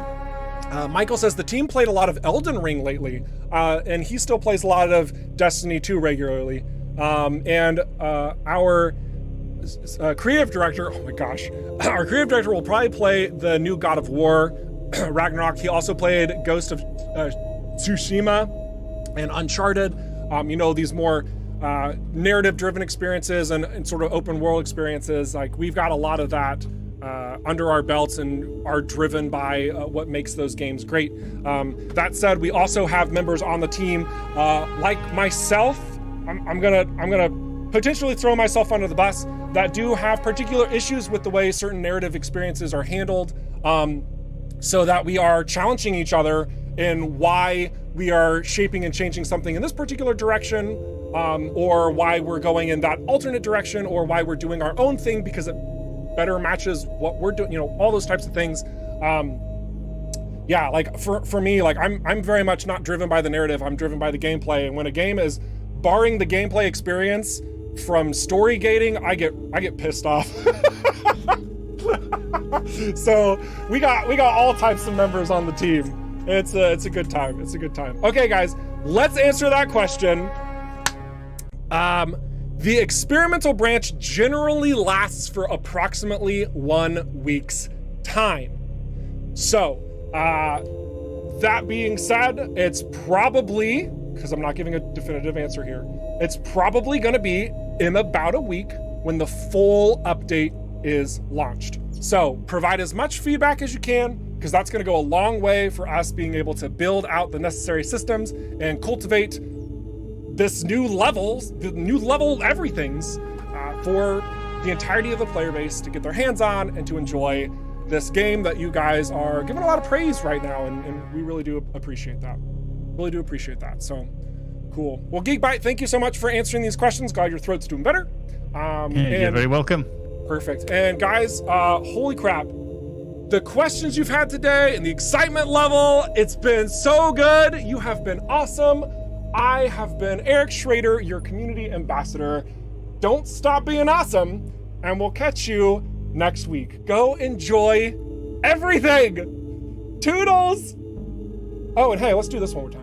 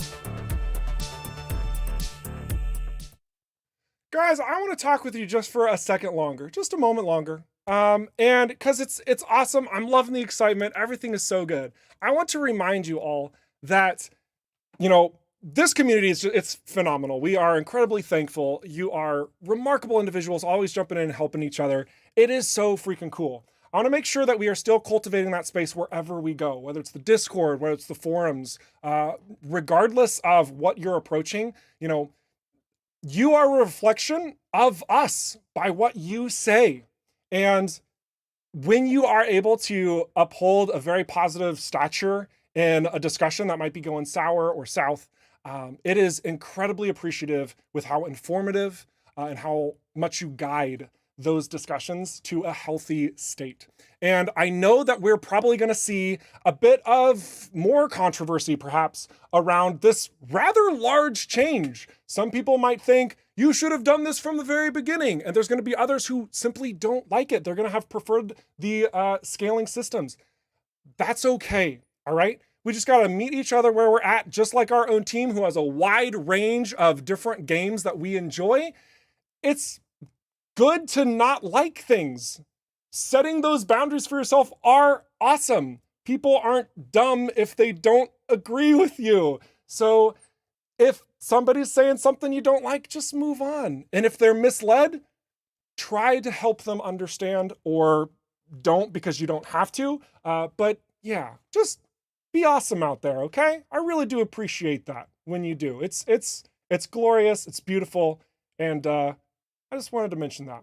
Last little thing, because I always do, please note that EVERSPACE 2 is currently in its early access format, and with this update coming around the corner, now would be a wonderful time to wishlist us, to dive in, have these experiences, because it's going to go up in price at full release. And you know what the next big update after this one is? Full release. So that window of tolerance for your wallet is closing. So if you haven't purchased the game at this point and you want to save a little bit of money, wish list, wait for a sale, support us in that capacity. If you don't want to provide feedback and you don't want to spoil anything, that's totally fine. You can wait for 1.0. Just know that price will increase. I want to be super clear because I love you. You're incredible. No beatboxing today. I got to rest my throat. I know you're going to ask for it. You guys are ridiculous sometimes.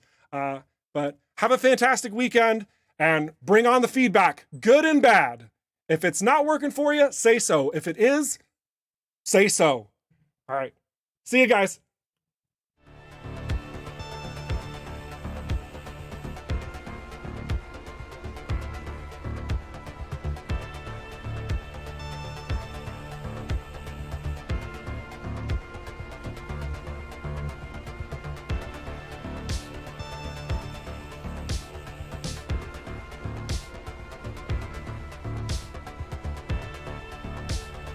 Let's go raid Corbin over on Twitch. Whee!